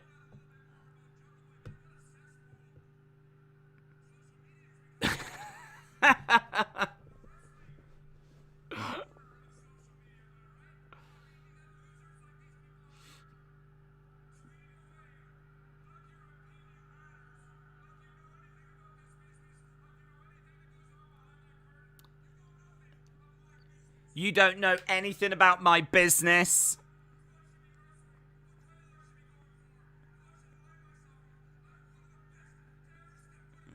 I'm one of the best to ever step foot in this ring.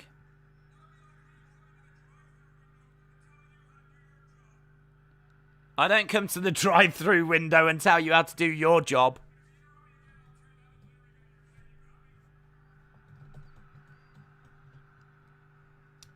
I do like Christian saying that he is one of the best to ever do this, because if you're not going to build up yourself and praise yourself and put yourself over, like, you can't rely on others to do it for you. And I feel like Christian needs that. He needs to say that he's the best and for him to believe that he's the best. And communicate that he's the best and get that message out there. Because he is a legend, and he has been around a long time, and he has achieved a lot. But there's no one out there saying that he's even in the conversation for best. When you talk about best wrestler, Christian's name never comes up.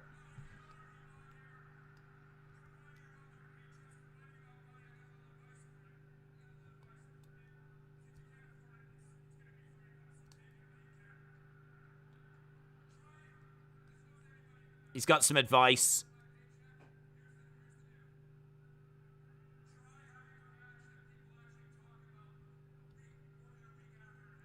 Try having a match that people talk about for longer than a week after it happens.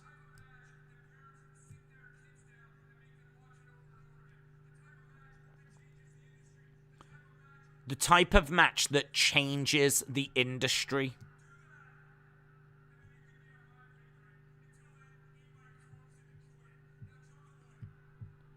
Do that and then you'll be on my pay grade. There was a news TV piece interviewing Cornette at a Crockett show where there was a camera cut to little girls calling Cornette an obscene name. Rhymes with MAGA. This isn't new, lol, says Brenton.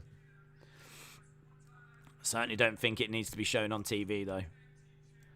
I think of all the different camera angles they could have gone to, I don't know why we cut to the one of the kids.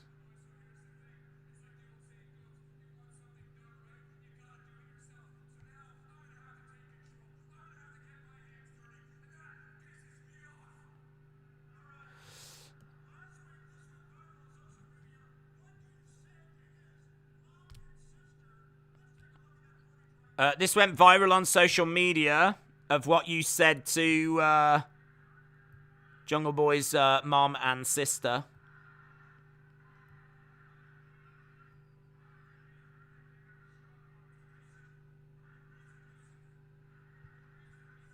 So, talking trash to Jungle Boy's mom and sister.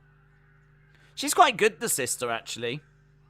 She seems to be getting quite into it. Lance says, do you like OC? I think he belongs in the trash heap.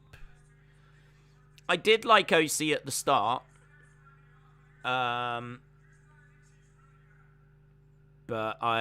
it's run its course for me.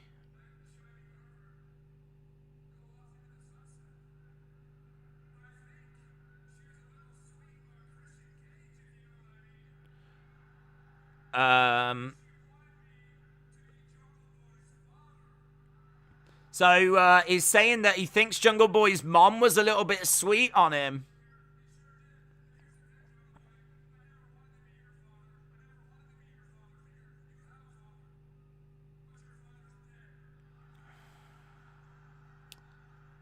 I never wanted to be your father. I never wanted to be your father figure. You have a father, and he's dead.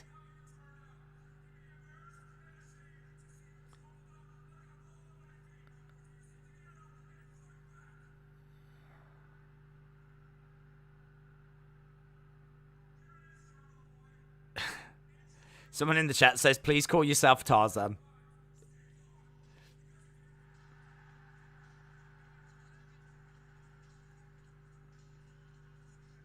Here's Luchasaurus.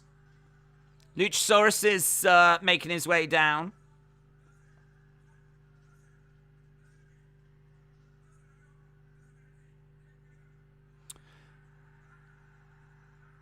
Okay, so Luchasaurus has grabbed Christian.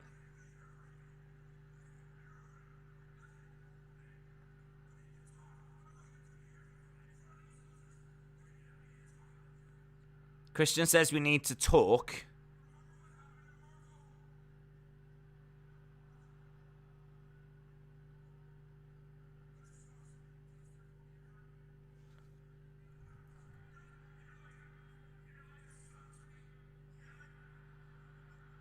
You're like a son to me.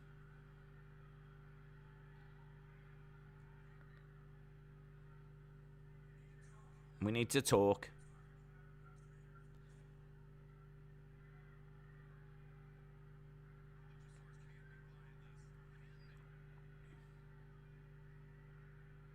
Christian's talking to Luchasaurus, and he gives him a hug.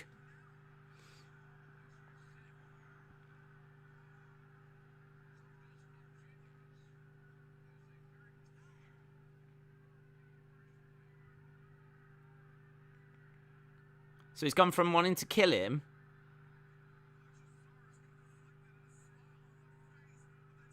to now just walking off with him.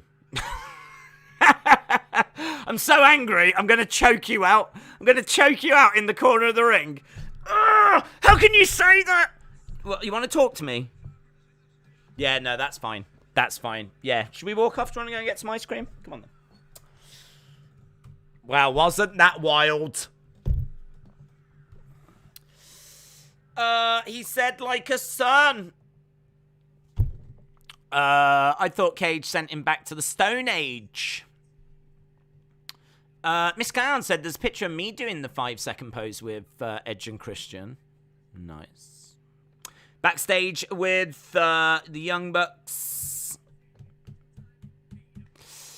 Do you think Jungle Boy and Christian didn't go over that bit ahead of time? Yeah, they would have. I would have hoped so. God, if he said that without getting the permission first. I understand back in the day they probably would have just gone out there and just said whatever, but that one's a bit heavy. He almost certainly would have run that past him first.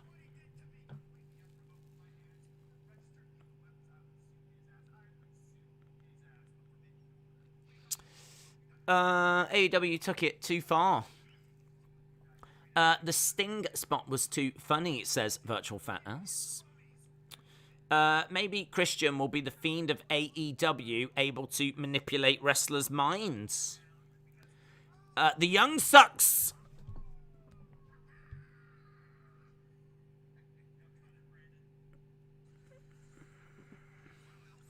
Okay. 40 odd minutes in, we've got Lights Out. It's Wyndham. Oh my God, it's going to be Wyndham. Lights out, guys. Lights out.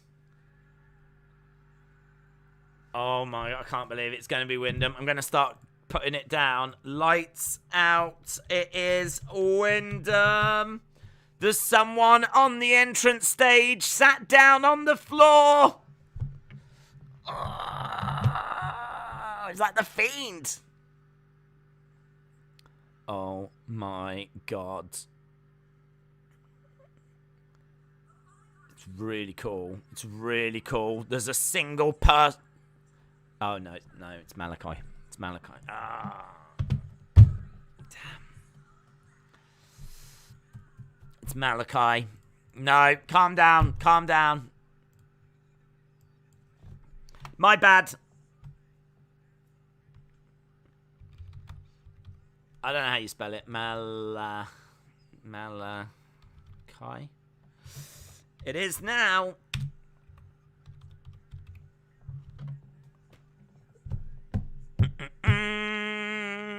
The Fiend. I know. Maybe Wyndham can show up with a glowing red nose to match Malakai's antlers.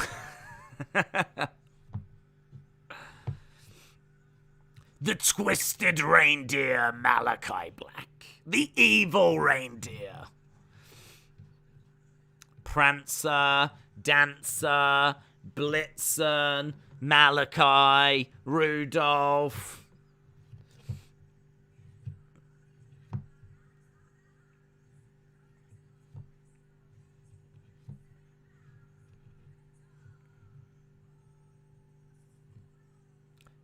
Penta and his gravestone and his shovel.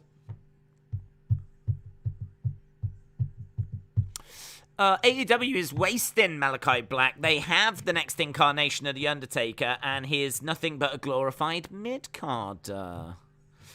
Different devil worshipper. Alex tonight, yes. There's no one more underwhelming than Malakai. Penta's having a bad week. Lost semi-finals in the AAA Triple Mania tournament, where the finals loser loses his mask.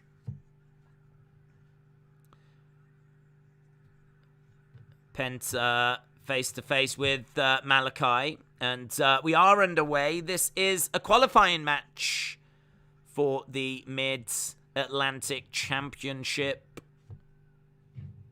Back elbow. If you're looking for a hilarious watch-along, check out Shivani's podcast. He did a watch-along of Halloween Havoc 95, and it is hilarious. I will do that. Oh, what, is it the whole event? Might not do that. If it's like just the main event, I might do it. The only problem with watch-alongs, I mean, like the Briscoe ones are just one match, so it's like 15 minutes. But sitting there, the thing with the like doing the watch-alongs is you've got to give it like extra attention, because no longer is it just something that plays in the background. You obviously need to be watching as well. So that could be a little tricky. Malakai over in the corner, moves out the way. Forbidden Door is shaping up to be more memorable for everyone who is not walking through it, says NH. Heather says, come on, Penta, let's go. Amin said, I think Riddle is going to turn on Randy soon. Big Time Baxter said on WWE's Twitter, they said there's still another spot. Even if Becky and Shotzi get added, it's said to be an 8 women Money in the Bank. Could it be Sonya, Bayley, or Charlotte? Don't know. The graphic that they had only suggested 7 spots. So we were talking about that in the prediction video. So bits unexpected. Kick coming in there by Malakai, driving Penta back. Goes into the railings. But not necessarily. I've listened to some of Cornette's watch-alongs without watching. Think of it like wrestling radio. Wrestling radio. Where do you think Wyndham Bray will fit better? I think Control Your Narrative would be good for him. I've said that before. They're great friends of his. Obviously, I mean, it wasn't Braun like his best man at his wedding or whatever. Or he was certainly at his wedding. But yeah, I feel that they would look after him. They would allow him to do what he wanted. I think that he wouldn't be stuck in weekly content. Control Your Narrative is apparently getting some kind of TV deal, but I haven't heard any more on that. And, you know, look, their shows are going to be available. Their pay-per-view shows are going to be out there. You're going to be able to buy them, and you're going to be able to watch them. So I feel like if he goes there, it'll be a massive boost to them. It'll give him flexibility. It'll give him, I would say, full creative control. I can't see them putting any barriers on him whatsoever. The only thing is that people would want weekly content, but I kind of feel like if he comes back and goes to a place that's going to allow him to tell the stories that he wants to tell, even if it is a bit slower and they have to do stuff on social media, which I think people like anyway. You know, it's all better than what you're getting at the moment, which is nothing. Because I just can't see him going back to WWE at the moment. I'm not going to say he never goes back. I just can't see him going back at the moment.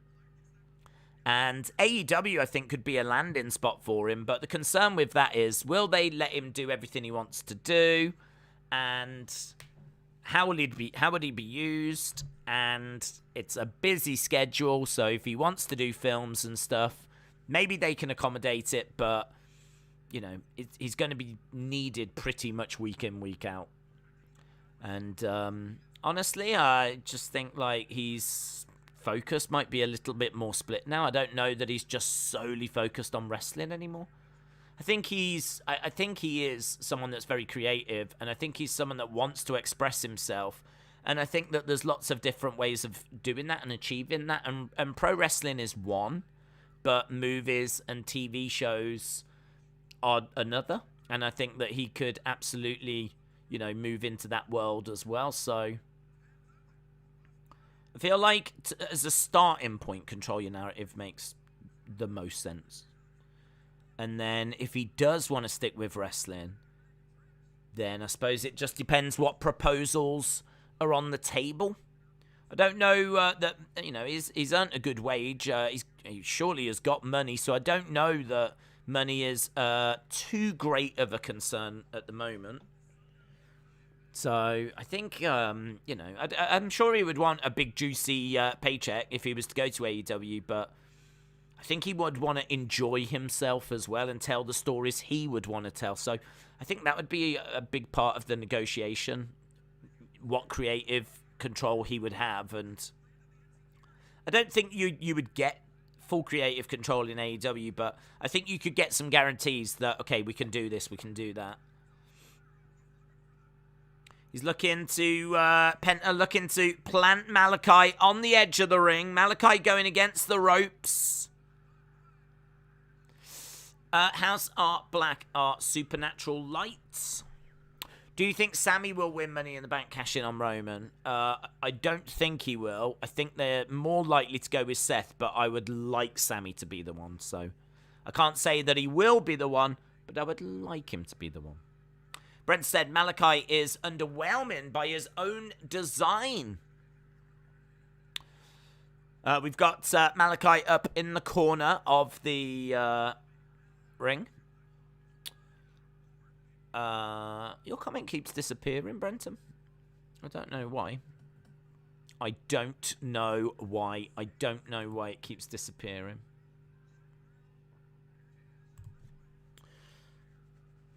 Double stomp by Malakai. Kick coming in by Penta. Knee strike by Malakai as Penta goes out the ring. Malakai looking for a quick moonsault. Lands it. That was nice. Nice. Quickly went to the outside. Hit that moonsault. Penta back into the ring. And Malakai going up top. Double stomp by Malakai. 1, 2. Kick out. Do you think there's a chance that Sasha Banks would debut for AEW at Forbidden Door? No. I don't think so because WWE haven't confirmed her release yet. And so if she has gone the other day, which,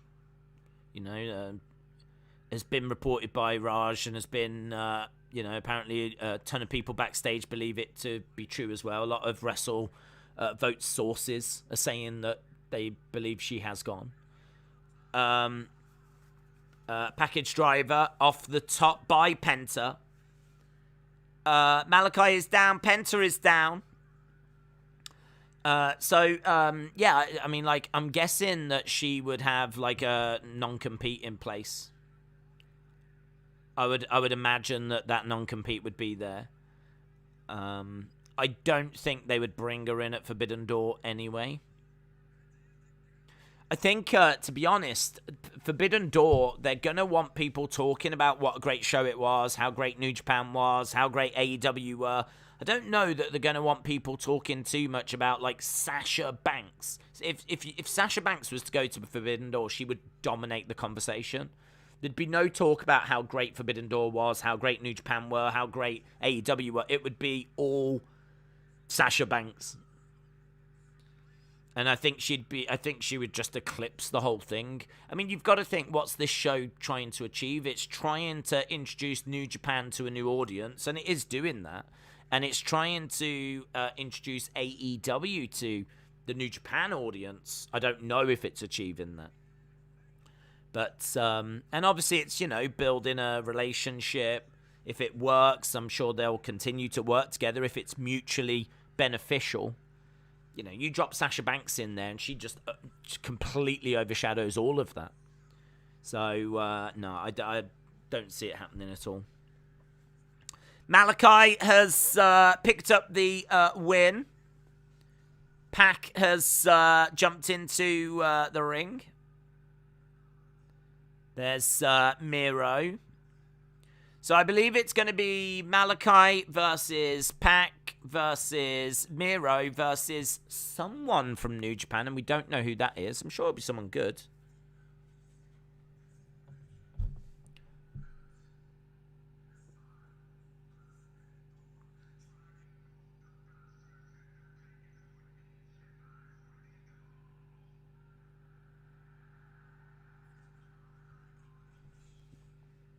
Miro saying a few words on the screen as he's addressing Pac and Malakai.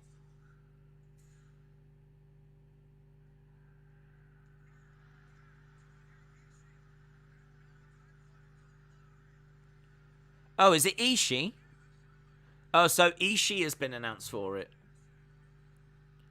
Okay, so Ishii is going to be the person. That'll be fun. That'll be good. That'll be good to see Ishii in that. Redeem them. They're reporting that her lawyers are trying to get the release but haven't achieved it. She's still under contract. Source TalkSport Men podcast. Corvid said Miro is winning the title. That I did see that, but that was last week. That I saw that they were trying to do that.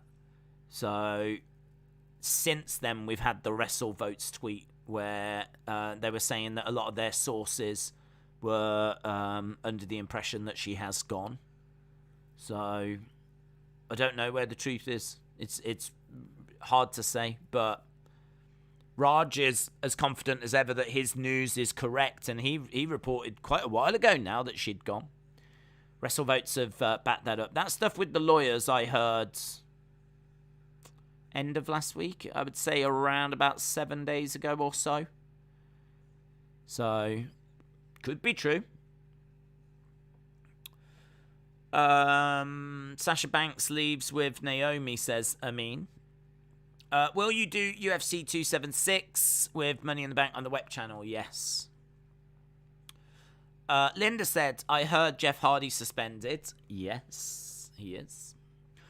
Miro winning the title. It's how they continue the momentum he had as TNT champion whilst keeping him away from the TNT title. AEW might save Sasha maybe for next year after this New Japan stuff is over. I think that they will bring her in as soon as they can.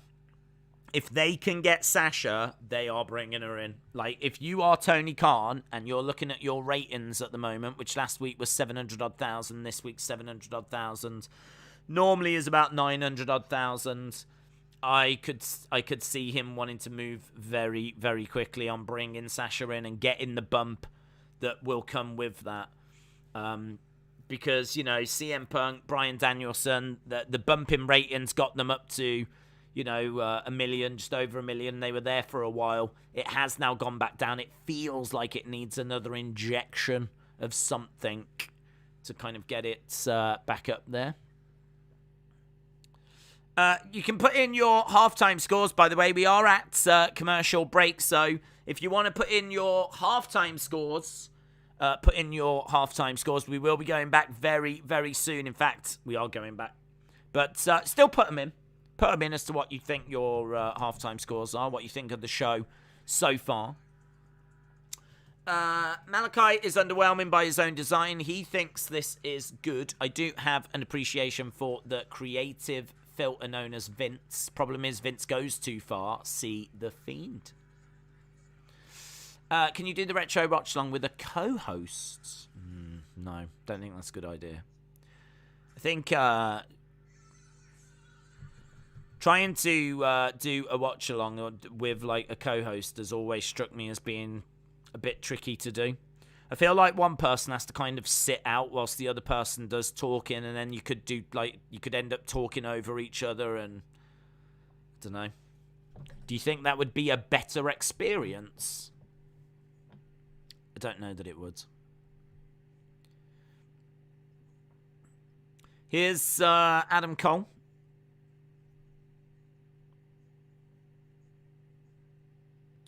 Adam Cole has jumped onto commentary as we're moving forward now. We've got Silas Young, who's making his way down. He's going to be taking on Adam Cole Bay.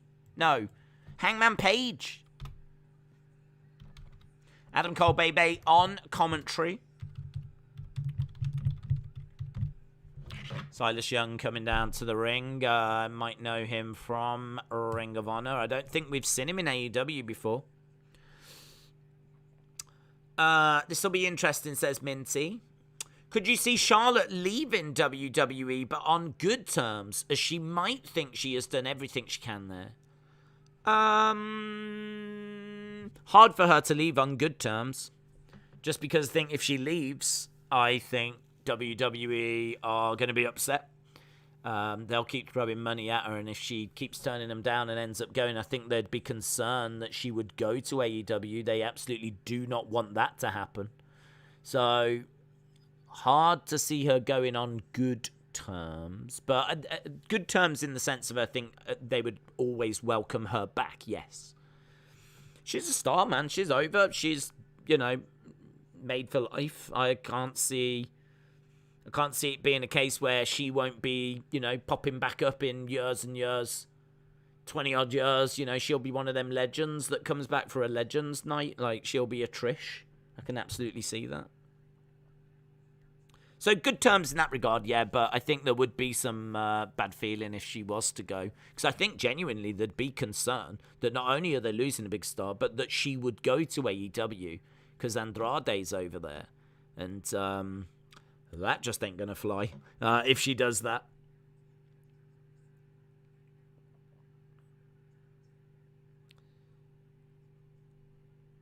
But I could see her. I don't think she's had kids. I could see her wanting to settle down, start a family. So I could see her that on the horizon for her. But I think WWE would want her to come back after that. I think Jay White's opponent will be Hangman. Is there a mystery over who the opponent will be? I think the mystery is, will it be Hangman or will it be Hangman and Adam Cole? I mean, it feels like it's got to be those two, but is it one of those two? Is it both of those two?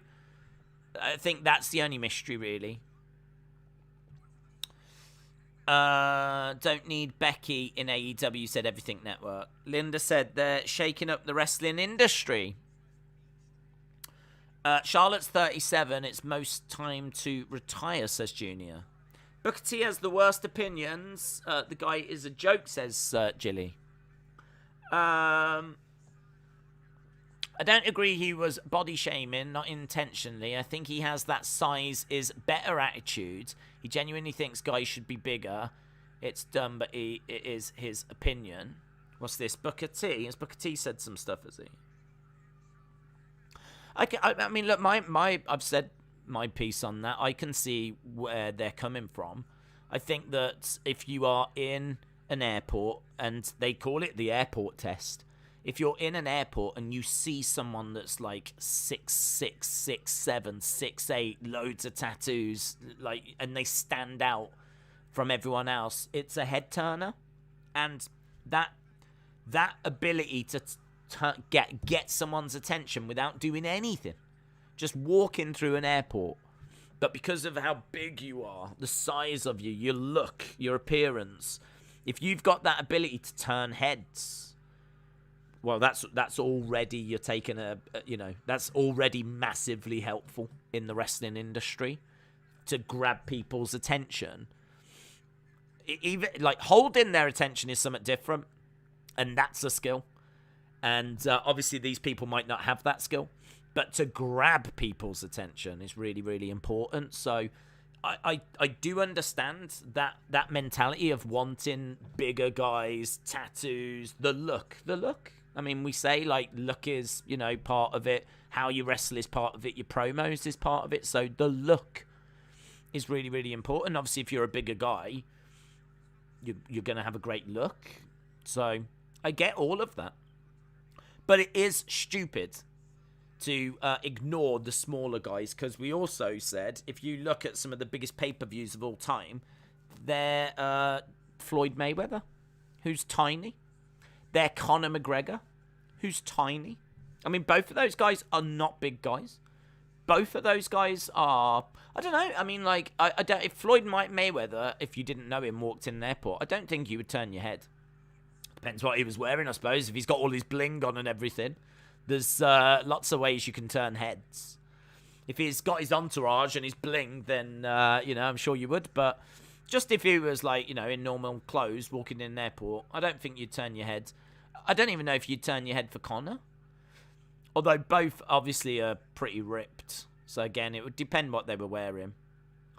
Floyd Mayweather, Conor McGregor are some of the biggest pay-per-view shifters of all time. It is stupid to think that smaller guys cannot sell. Stupid. And look at Canelo right now. Look at Canelo. Some of the biggest performers in history, pay-per-view shifters, have been smaller guys. So, I do get it. I do understand what the argument for wanting bigger and grabbing people's attention.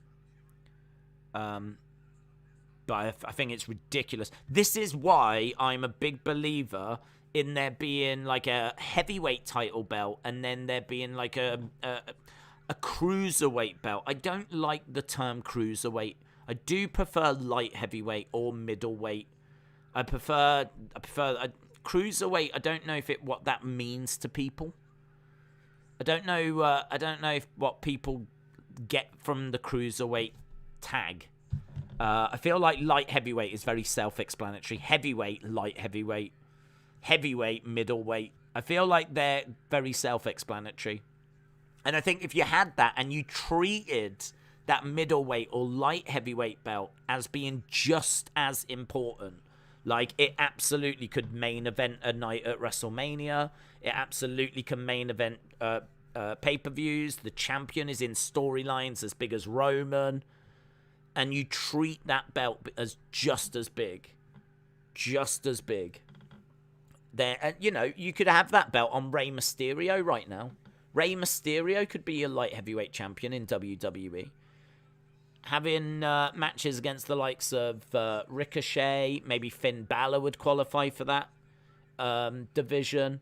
You have big names in the division. You don't do what WWE did, which is bring in a load of people that we've never heard of, try to build them up with the Cruiserweight Classic, chuck them into 205 Live, a show that people weren't really watching, use them in the odd occasional match on Raw, but if they don't have gripping storylines, if you don't include some stars, which they did towards the end. They put Neville in there, and they put Austin Aries in there. But the problem was they didn't stick around.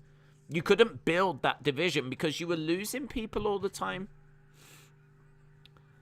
I feel like you need to get big names, put them in that division, make it just as important as the big title, and I think you'd really get somewhere. And I think WWE thought that as well, which is why they tried to do the whole Cruiserweight Classic, Cruiserweight title thing in 2016. And had, like, segments on Raw. I think they were of the same mindset.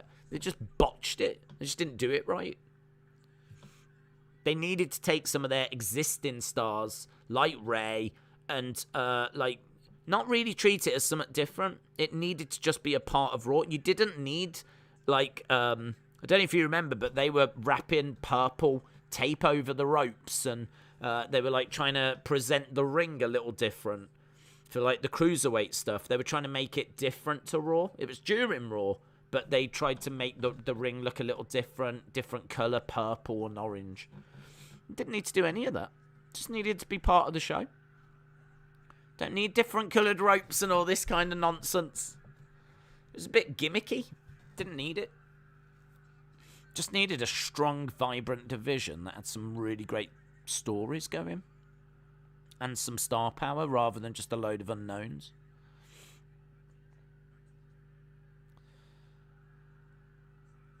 Silas Young tried to flip over and didn't quite manage it, but Hangman moves out the way. German by Hangman. Silas goes down. Buckshot Lariat is being set up.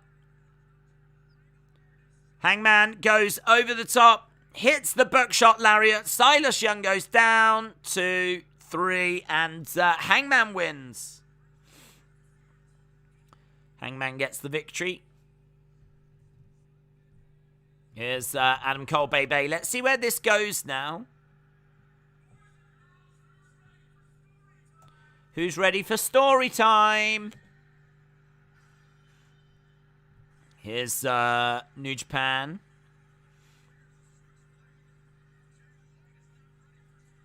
Here's Switchblades.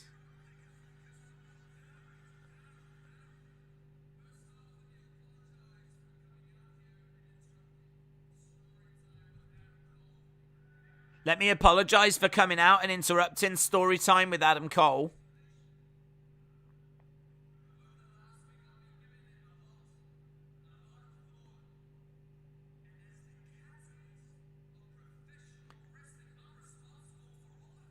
I'm responsible for all of this.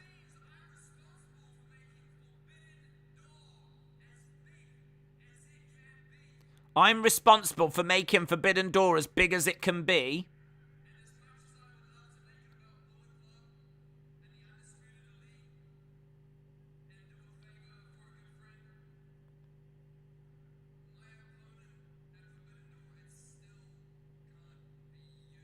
My opponent at Forbidden Door still can't be you.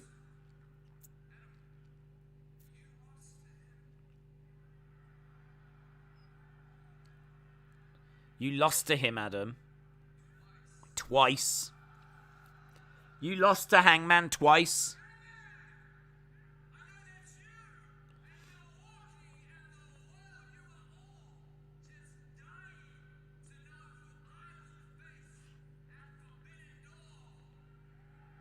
I know you're dying to know who I will face at Forbidden Door. Who's it going to be?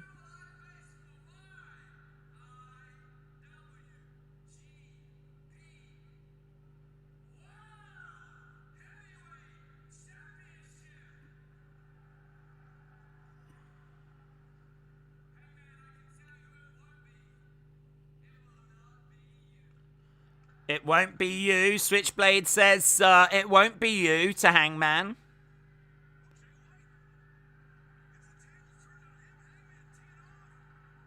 Adam Cole coming down. Hangman hits Adam Cole. Hangman goes to the outside. He was in position to deliver the buckshot, but Adam Cole with a low blow.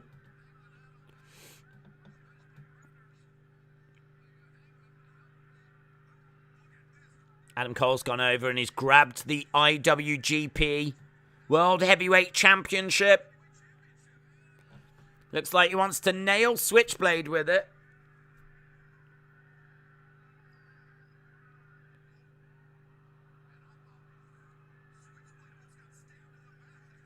Switchblade comes up and isn't nailed with it.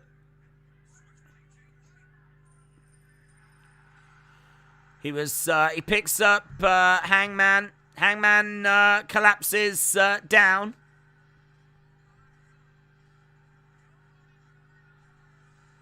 Wow.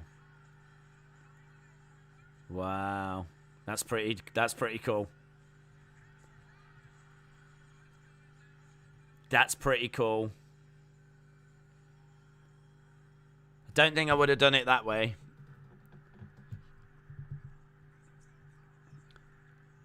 I thought he wasn't at Forbidden Door, though. Okada has come out. Okada is in an AEW ring.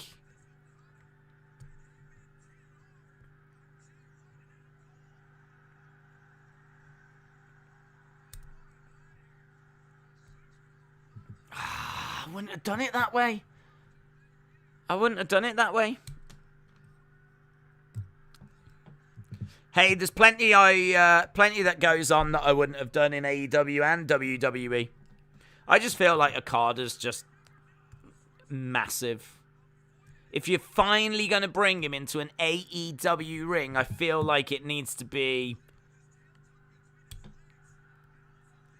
end of the show, a big beatdown. Who's going to save him? This is like just, quarter of an hour into the second hour.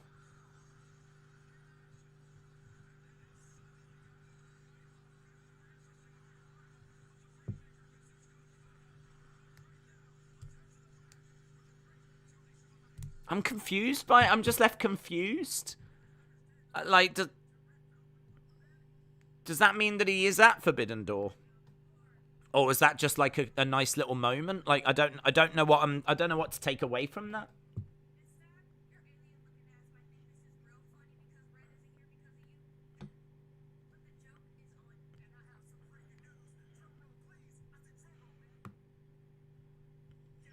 We've got Jade Cargill and we've got Kiera Hogan. Hold a minute, player. This calls for a tag match.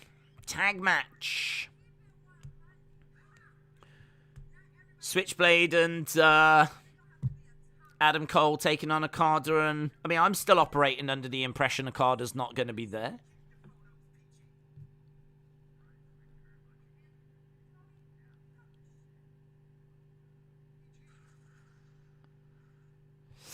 Let's see what people are saying. AEW can't make people look like big stars. Look at Osprey and now Okada. At least he showed, said LT. Would have brought him in against Danielson, Punk, Omega. I'm not even an Omega fan, but not here. It means it'll be a 4-way, says Corvid. 4-way?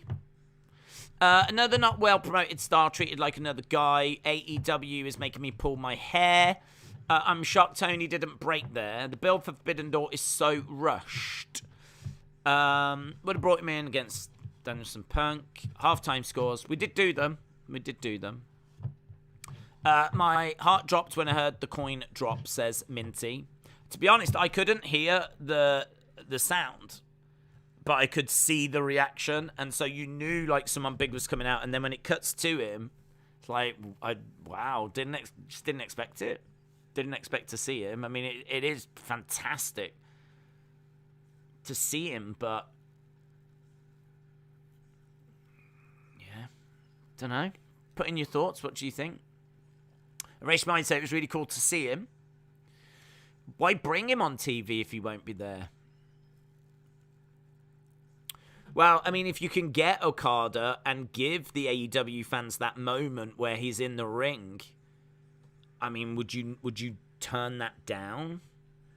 You know, if Okada's available to help promote Forbidden Door, then, would you turn down doing it? He's never been in an AEW ring before.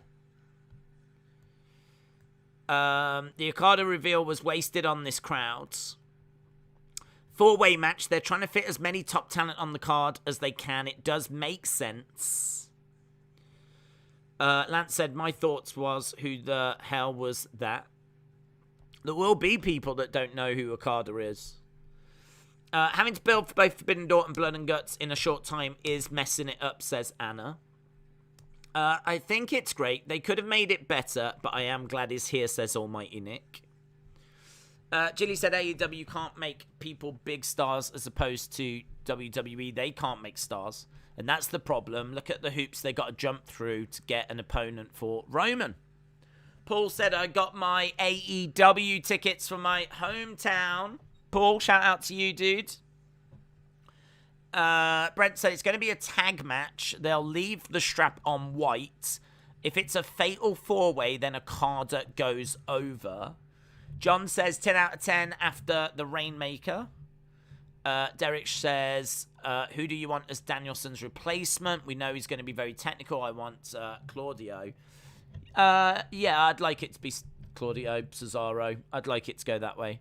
I really like him. I've said before, I had the pleasure to meet him, and he was absolutely brilliant. He was such a nice guy. He's everything that you think he would be. So, yeah, I really like him. I really rate him.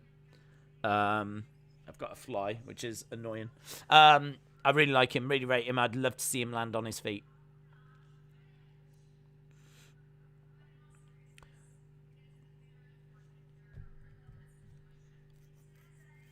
We've got Chris Statlander and we've got Athena.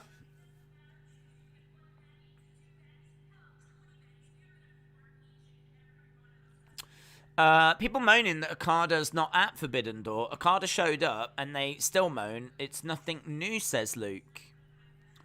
Corvid said there's no way that New Japan is going to not have a championship for their top title on a split promotion pay-per-view where the other company has a match for their top title. Okay.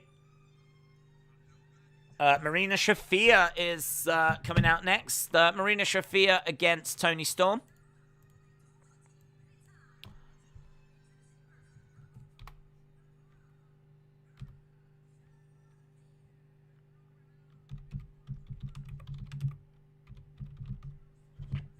Marina Shafir making her way down. Jay White is the best heel out there right now. Been saying it. Put him against anyone. But a four-way match would be pretty good if it happens. Derek says, one of my dream matches would be Claudio against Suzuki. Here comes Toni Storm making her way out. Toni Storm with an AEW record of 8-1. She goes to Forbidden Door to take on Thunder Rosa. So Toni Storm is going to be in action at Forbidden Door. In the ring with Marina Shafir. Marina Shafir is 3-1 in the last 4 matches. Goes for a kick, and Toni Storm goes down. Kick coming back to Marina Shafir, who's got a smile on her face. Shafir comes in, grabs a leg.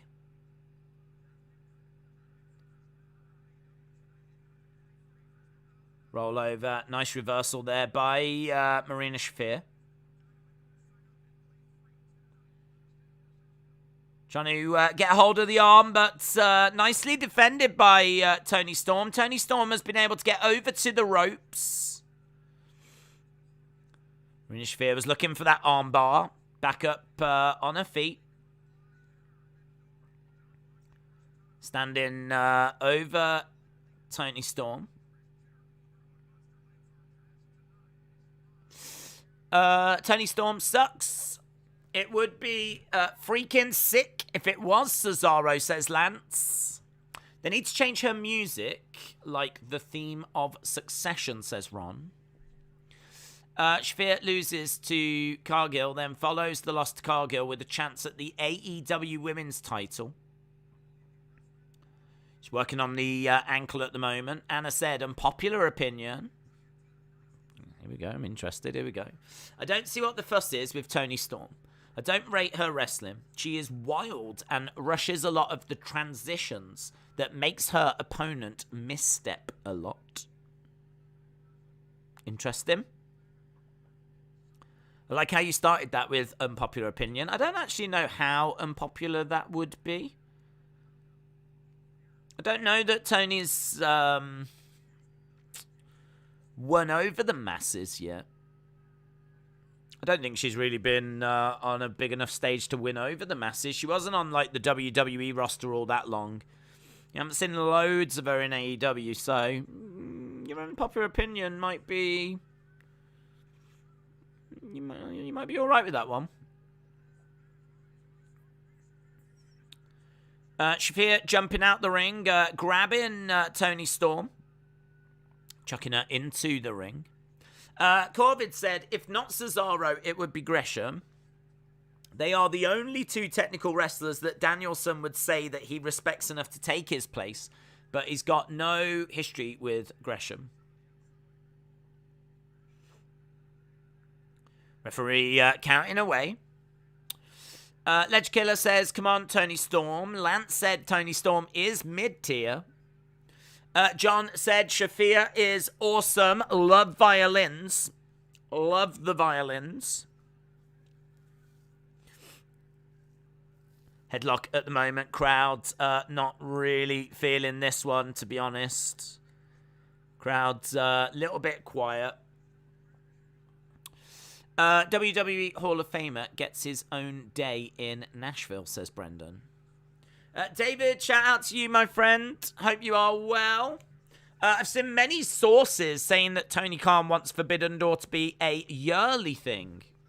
Well, what I would say is, I think part of the problem is that people don't know a lot of... Oh my god, that was not a good German there by Marina Shafir at all. Referee has come in, he's checking on Tony Storm. Tony's all right, but that German was not good. Yeah, I think it would get better for them. I think this first one is one of the hardest ones because, to be honest, there's a lot of people that aren't aware of, like, New Japan. There's a lot of people, a lot of kids that have got into Orange Cassidy, maybe Danhausen, maybe Jericho, maybe the Stadium Stampedes. Do you know what I mean? There's, like, loads of stuff that, the figures as well. Loads of stuff that's grabbed kids' attention and, maybe brought back some of those fans that had been away. Don't forget, AEW kind of tries to cater to that market of fans, those lapsed fans that have been away. Well, if you've been away, there's a good chance you've not been following it or watching New Japan. So I think it is hard to kind of introduce all these new names, these new faces, and for people to care.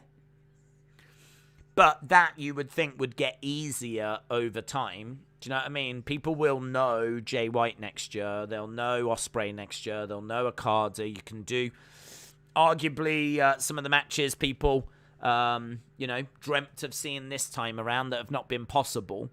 You'd be able to do them again. So I'm a bit torn on it. Because at the moment, it doesn't look like Forbidden Door has really done what they were hoping. I don't think it's unfair to say that it's, struggling to maybe even meet expectations at the moment. We're looking at the ratings. Of course, some of it's unfair because of the NHL. Some of it's unfair because of the injuries. It's just, the timing, isn't it? Some of the timing is just wrong at the moment, but it's not really much that Tony Khan can do about that. So, yeah, I'm a little torn on it. Part of me thinks, it'd be easier if you do it again next year and, people will know some of the stars, but will people care? Will people care? Will Forbidden Door be enough of a success to get people to care? I think it stands a good chance of being a really good show. If it's a great show and everyone comes out of it buzzing and, really enjoying it, talking really positively, and some of the New Japan stars get over, and there's some 5-star classics, and it's got a real buzz to it, then obviously that'll make any follow-ups much easier. But if Forbidden Door for whatever reason just doesn't click, which I can't see it not working, we're just talking about some of the best wrestlers in the world here, so how is it not going to work? But, if it didn't, then obviously follow-ups could be a bit problematic. Marina Shafir is sat in the corner. She gets collided into by Toni Storm. Referee is having a word with Nyla Rose on the outside. Marina Shafir looking to plant Toni Storm. Toni rolls up Marina Shafir and gets the 3. Toni Storm beats Marina Shafir.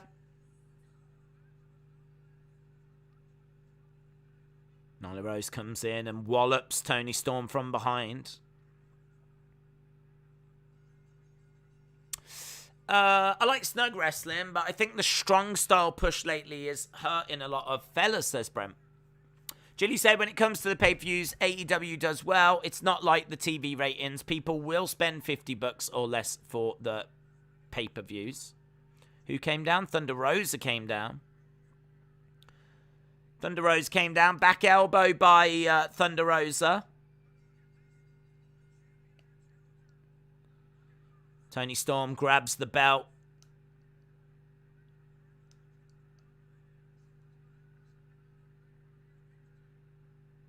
Toni Storm got the belt. She walloped Nyla Rose with it.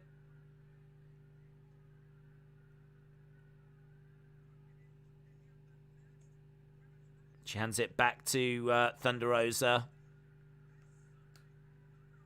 Thunder Rosa, Toni Storm.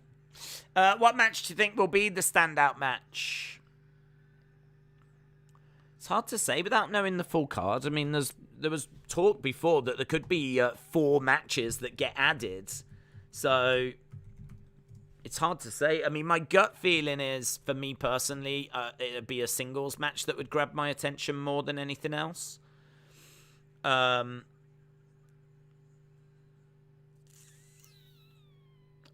now, I don't think Thunder Rosa and Toni Storm would be it.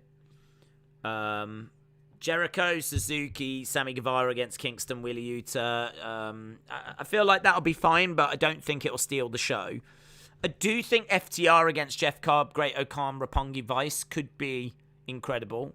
Osprey against Orange Cassidy. For me personally, it's not the right opponent for Osprey, so I don't know. If Orange Cassidy is going to be doing the hands in the pockets, all that kind of stuff. Osprey's an amazing wrestler. Cassidy can go as well. Could be a sleeper, but I think there's others that will beat that. Right now, I probably feel more confident about FTR, Jeff Cobb, Great O'Khan, and Roppongi Vice. The other match would be Moxley and Tanahashi.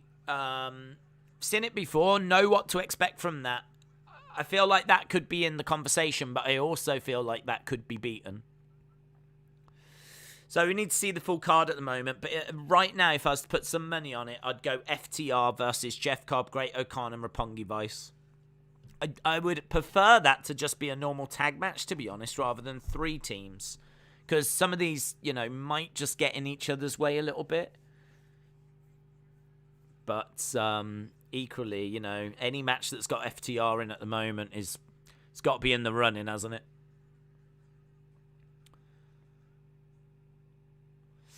Are they bringing in Shingo and Takahashi? Where is my lift gear?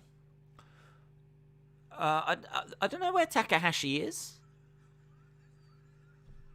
Yeah, I don't know.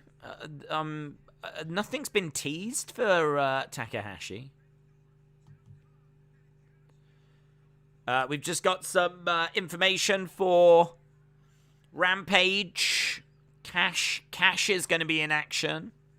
The buy-in is going to be Gun Club and Max Caster taking on the New Japan Dojo.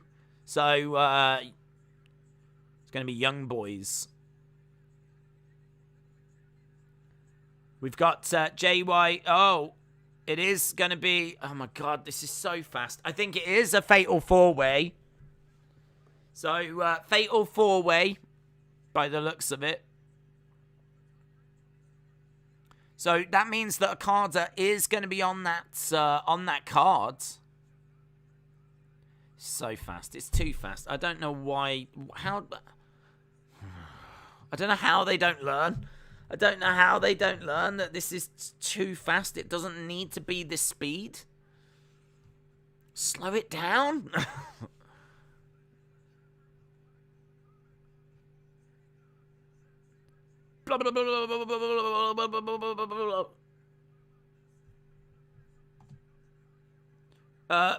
Bullet Club taking on Dudes with Attitudes. This is how it's getting announced. So Takahashi is in a match.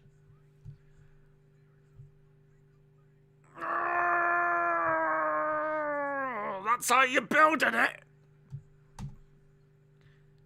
So we go from saying, there's been no mention of Takahashi, there's absolute, and now you just get a graphic. Here's a graphic. And not only is it just a graphic, but we're going to tell you at 1,000,000 miles an hour so that you can't quite catch everything that we're saying.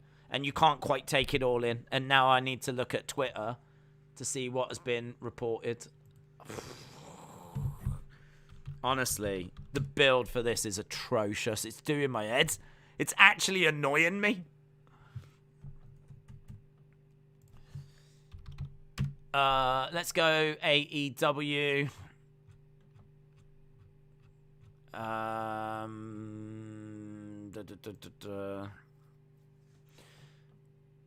If they put all these matches up that have just been announced yet? No, they haven't. Let's go Tony Khan. Has Tony Khan chucked anything up yet? Tony Khan. They're probably doing it right now. AEW.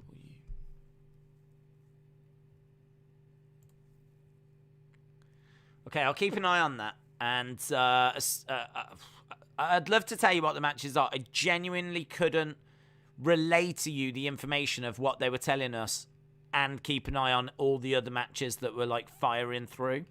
There was so much information there. So, yeah, a lot of those matches have been revealed by that quick preview thing. Okay, I'll keep an eye on it.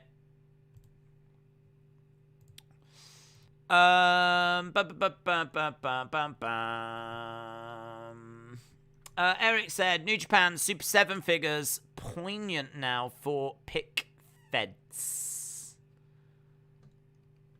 What, to be able to use them in, like, with AEW figures? Yeah. Yep. Right, we are at commercial break. We are at commercial break. Still waiting for them to put that information up.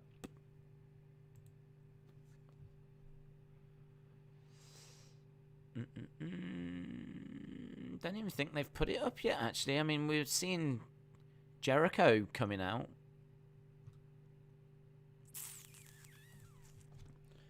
Let's go to Forbidden Door.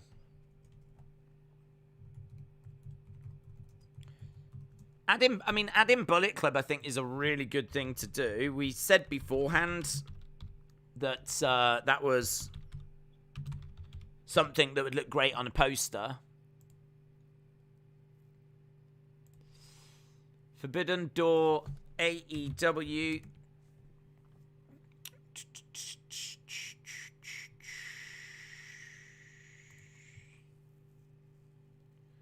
Yeah, nothing on there either at the moment. I'm watching Dynamite, said Legend Killer. Shout out to you. WWE shut off Johnny Ace's phone number. He is the fall guy.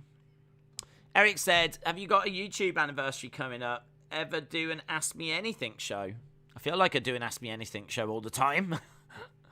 Yeah. All we do is answer questions, isn't it? No, there isn't one, to be honest. Anniversary of YouTube, I think, is like January 2016. So, but yeah, I mean, we answer questions all the time. Brenton said, do you think Storm will beat Rosa? Outside of Sasha coming in, they need to do something. The main title can't be second in popularity to the secondary title. I don't think so. I don't think that Toni Storm's segments are going to be, you know, bigger ratings than, say, Thunder Rosa's. I feel like you would, if you're going to switch the belt, you're putting it on someone that's surely going to be a bigger star than the current champion. I don't think Toni Storm is. I don't think Toni Storm is a bigger star in the eyes of the AEW fans than what Thunder Rosa is. Thunder Rosa has got a lot of affection because of those matches. That one last year in particular against Britt Baker. And so I can see Thunder Rosa retaining. You could make the argument that her title reign hasn't felt kind of as big, as significant as what Britt Baker's did. And you could make the argument that, you know, they need to look to switch the title. But I don't think that Toni Storm is the one, to be honest. I don't think that's the direction they should go. Cesaro is going to replace Danielson 100%. They spoiled it a moment ago when they stated that the replacement is going to be the newest member of Blackpool Combat Club. All right, let's have a little look, see if they've put those matches up. Nope. No, nothing yet on AEW's Twitter. Here's Tanahashi making his way out. Tanahashi.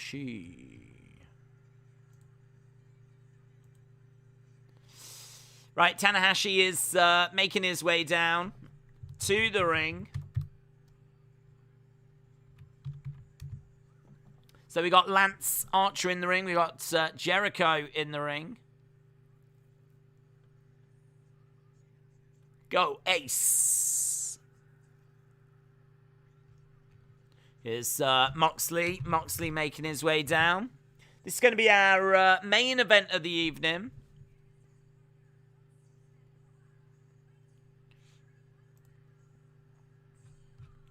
Gian Moxley.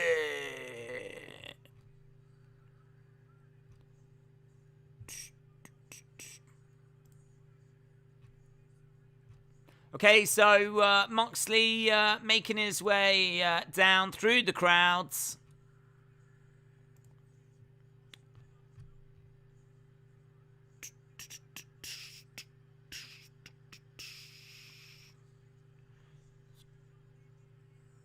Yeah, still not updated.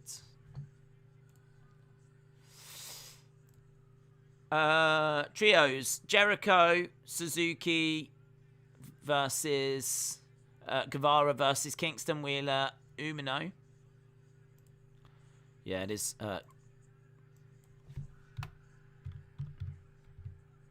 trios match.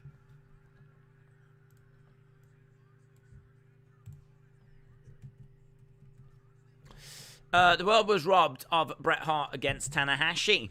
Who can you see replacing Bryan? I think Cesaro stands a really good chance.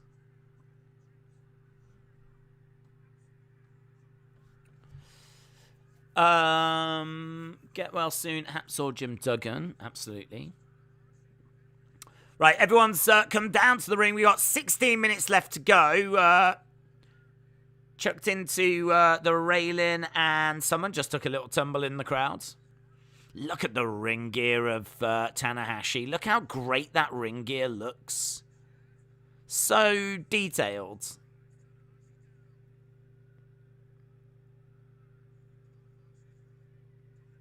Tanahashi on his knees as Jericho comes in, fires in a right hand. Need to just get Punk and Danielson healthy and get this MJF saga done with. Forbidden Door out the way. It's been a bit underwhelming from what everyone says. John said maybe Sting is right and they should call it kicking bodies down the freaking hill. Huff Sports Media said, how has your day been? It's been all right. Been all right. I've just been doing like a bit of work, bit of research, working on videos still. Obviously got to tonight's show, and I mean, you gotta remember this is a go home, so my expectations weren't crazy high for tonight because it's go home, but we are building towards Forbidden Door. That is on Sunday.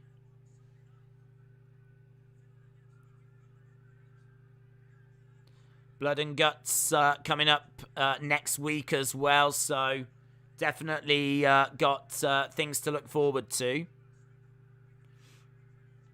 Elbows coming into the side of the heads.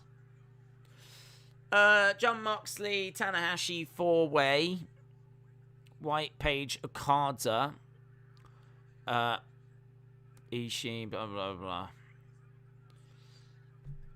Yeah. The new matches, though, are the ones that haven't been added to the Wikipedia page yet.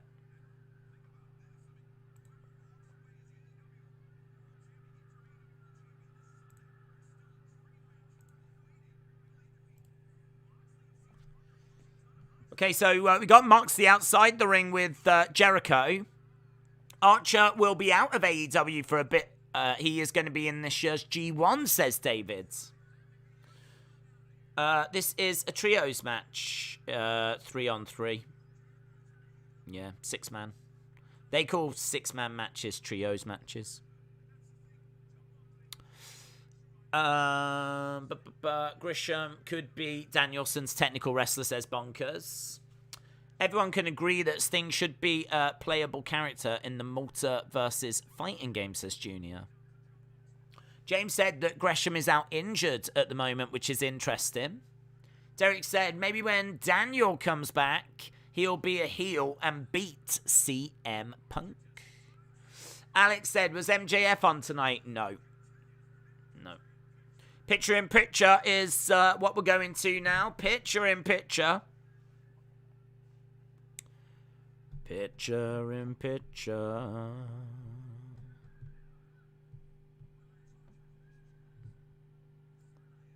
Out the ring goes Moxley. Lance Archer jumps out the ring. He cannonballs into Moxley.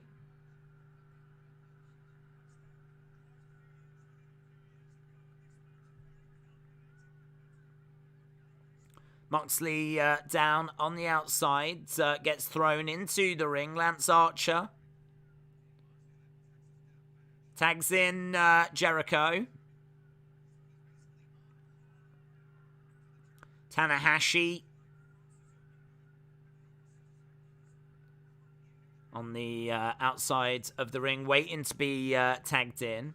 Where is... I don't know where Sammy is. I saw that Ty Conti was out there.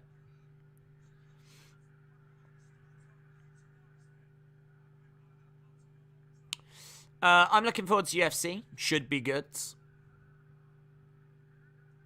There's Sammy. There's Ty. Sammy with his sparkly trousers. Is he not actually part of the match, is he? Perhaps it's just a tag. I saw he was out there. I didn't realise he wasn't actually on the apron and part of it. 1, 2... Shoulder up. It is just a tag. Any chance Tanahashi beats Moxley to get the match versus Punk at All Out, or do you think it's a foregone conclusion that Moxley wins? I think it's probably Moxley wins. I think they'll keep it. I think they'll keep it clean. I don't think that Tanahashi will get it, but it'll be interesting if he does, won't it?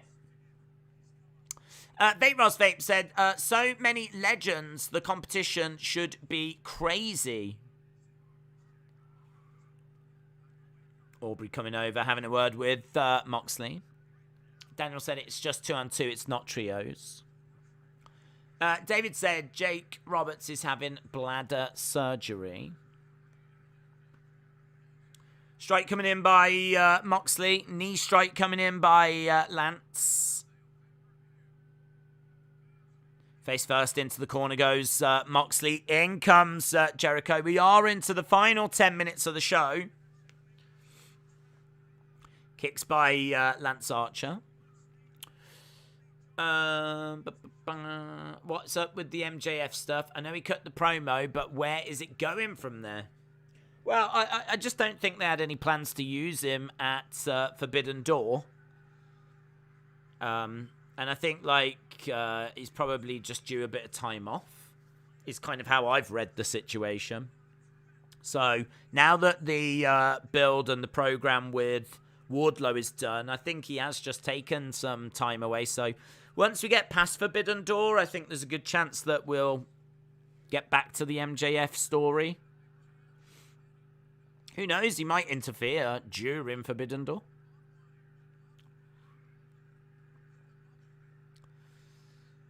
Right, we've got just Little reminder of what some of the matches are at Forbidden Door. Tanahashi has come in, forearm strikes to Jericho.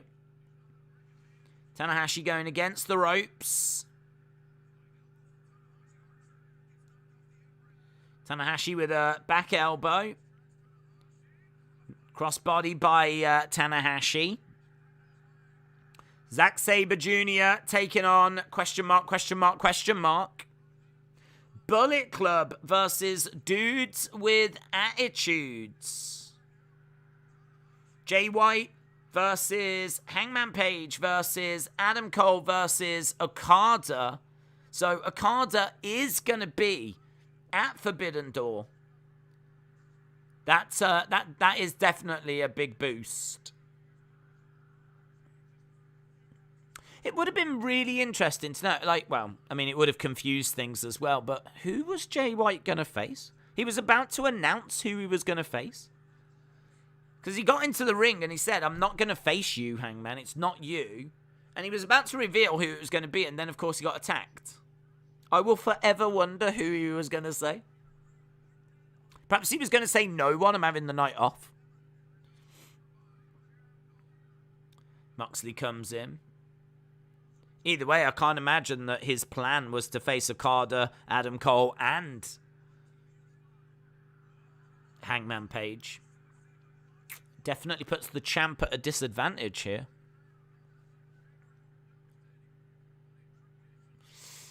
I've got Jay White winning that four-way. They're doing another four-way. Okada is advertised. Do you think there will be a 50-50 split of wins for each company so both come out looking good? Yeah, I mean, I don't know if it'll be exactly 50-50, but no one's going to get buried. There's not going to be just one company that's going to take all the wins. Like, it's going to be largely down the middle.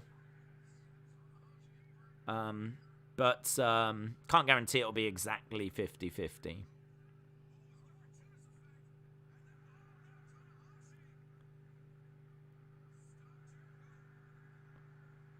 But Tanahashi going to the outside, climbing up. Tanahashi going up top. Crossbody lands on Jericho. Jericho rolls through. Goes for the walls. Jericho has got the walls of Jericho. Walls of Jericho applied to Tanahashi in the middle of the ring. Tanahashi in a bit of trouble. Eric says, Dudes with Attitudes faction in WCW in 91. Dudes with Attitudes was Shawn and Diesel, wasn't it? Nice cut by Moxley. Big boot with Lance. Looking for a clothesline against Tanahashi. Sling blade by Tanahashi as Lance Arch goes down. Daniel said, we need an Omega appearance at the end of the Fatal 4-Way. He has a long history with all four men. Hangman, Okada, Cole, and Jay White. Right, we've got Moxley on the outsides. Tanahashi is down. Jericho coming into the ring. Tag has been made by Tanahashi. In comes Lance. Moxley gets the ropes, collides into Lance. Lance charging over.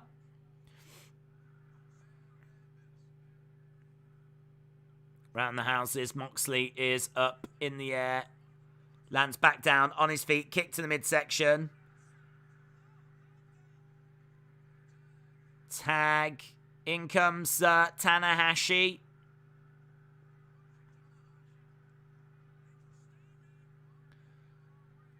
Tanahashi with a big frog splash. 1, 2, 3. And he gets it. Wow. 4 minutes to go. Didn't expect it to end there.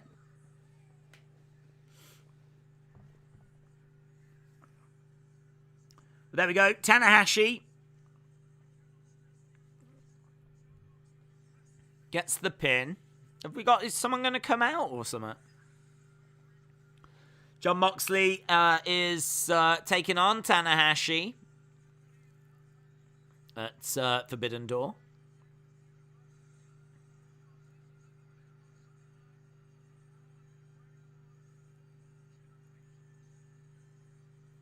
Tanahashi and Moxley face-to-face in the ring at the moment. They are going to be facing each other. Tanahashi looks so much better here than he did last week when he was in that suit. Here he's in this, like, great ring gear. He looks great. He looks like he's $1 million. Eddie Kingston has come down. Sammy Guevara...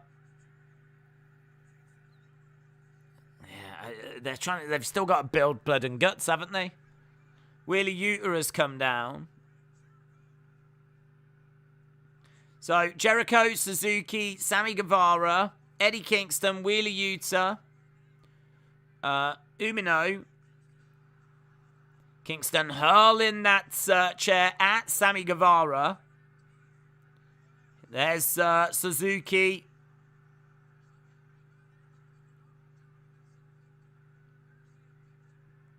Suzuki making his way down. He's having to deal with Wheeler Yuta.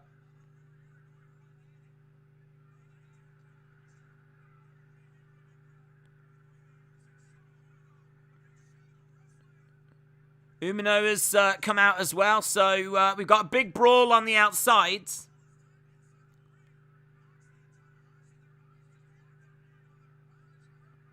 Referees are coming down. Kingston with the Bad News Bears jersey.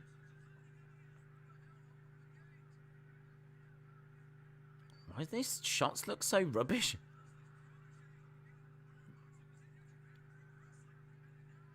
Now we've got more people coming down. Everyone's coming down. Santana, Ortiz, and in the ring all this time we've got Moxley and Tanahashi face to face.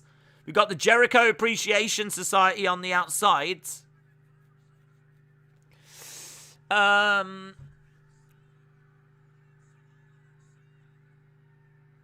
We've got Hager on the entrance ramp.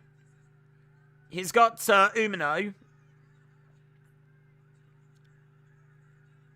It's just fighting everywhere. But all the while this is happening, we've got Tanahashi and Moxley just standing face to face in the ring. Popcorn's been poured on someone. Oh my God!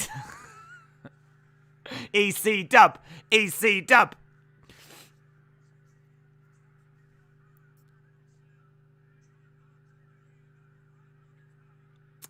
Forearm strikes again here by Wheeler Yuta.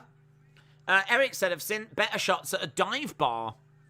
There was someone, I think it was one of the members of the Jericho Appreciation Society. He came down and he was firing these shots off, but they looked like they were missing by 1,000,000 miles. And the person that was receiving them was not even reacting. Like, he was being held back, and these shots are, like, coming into the midsection, but he was pulling them, so they were, like, missing, like, well short. It was like, And the guy just wasn't even reacting as he was, like, throwing these shots.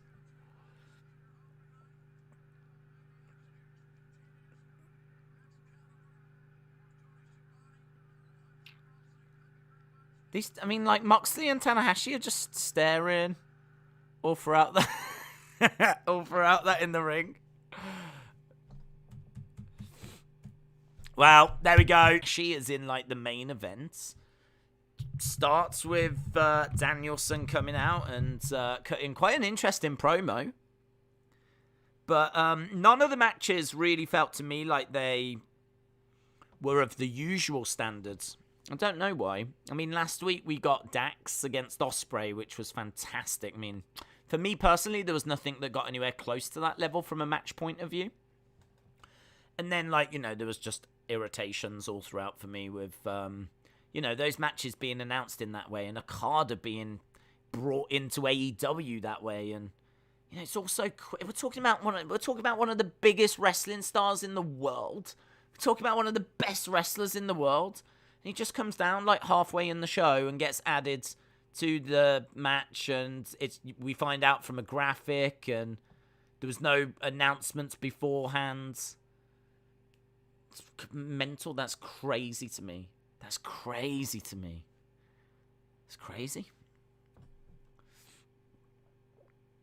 Let's see what you lot think, though.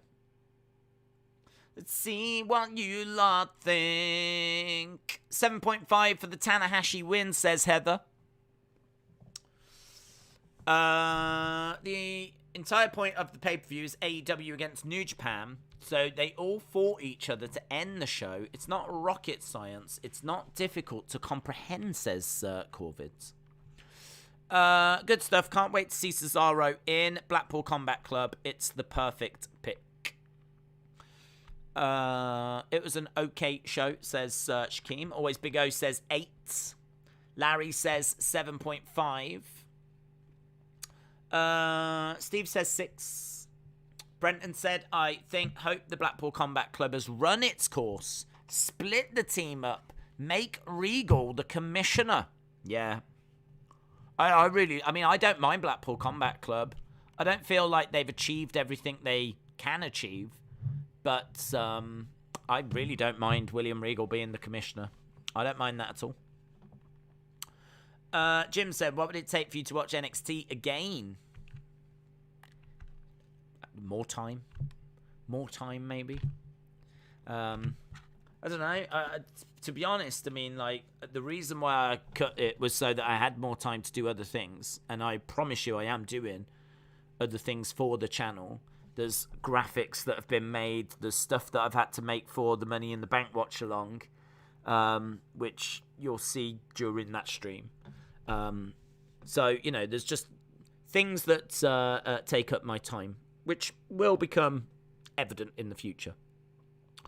But I can't particularly say that I miss it, if I'm being perfectly truthful. I can't say that, it's not as if I go out of my way to, like, catch up with it. As soon as I've stopped doing the watch-alongs, I actually haven't seen an episode of it since then, so I'm a bit out the loop as to what's actually going on down there with NXT. So it would probably take quite a bit. It would need to be an unmissable show again. It would need to be a show that you just cannot afford to miss. And for me personally, it's been quite a while since we've been able to say that about NXT. Ledger Killer says 7. John said 6.2. Nothing to make anyone chant this is awesome. 775 says Adrian. Mash Chief says 6. Ledger Killer gives it 7. LT said, I'm going to give it 10 out of 10 just to get the chat rattled. Malakai Black against Penta. It is on. AEW is struggling with the guys that are out. Speaking of NXT, have you heard that Triple H appeared at the Performance Center and is now back? No, I haven't heard that. I wonder if that might be something that Steph might be pushing for. Now, Steph's CEO now, isn't it? Isn't she? So, one of the things that she could express a passionate plea for, because she ain't going to sign anything off without Vince giving the okay, but she's in a position where when she talks, she'll be listened to. Maybe if Triple H wants to go back, and, who knows? Never really thought about that, to be honest. NXT's been great. I don't understand the hate it gets because it's not the beloved black and gold. Yeah, I mean, I can only speak for me. It didn't become essential, and I've not gone out of my way to find like what's been going on with it, and that I cannot fathom that ever being the case in the past.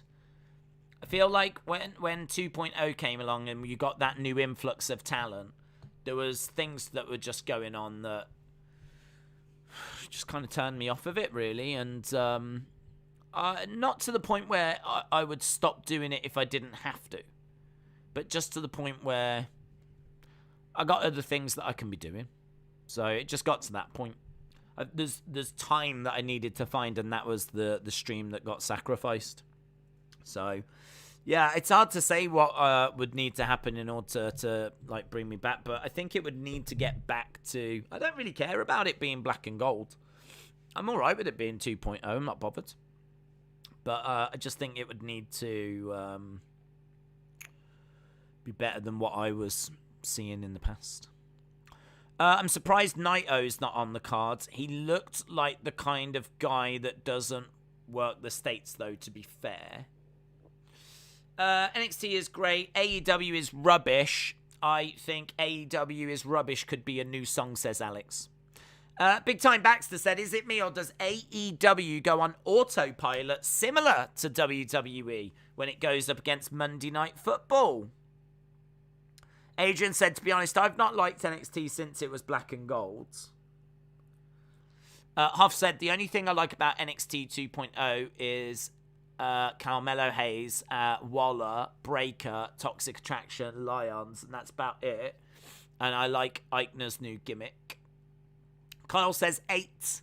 Brenton said, other than Mandy and Braun, it's blur.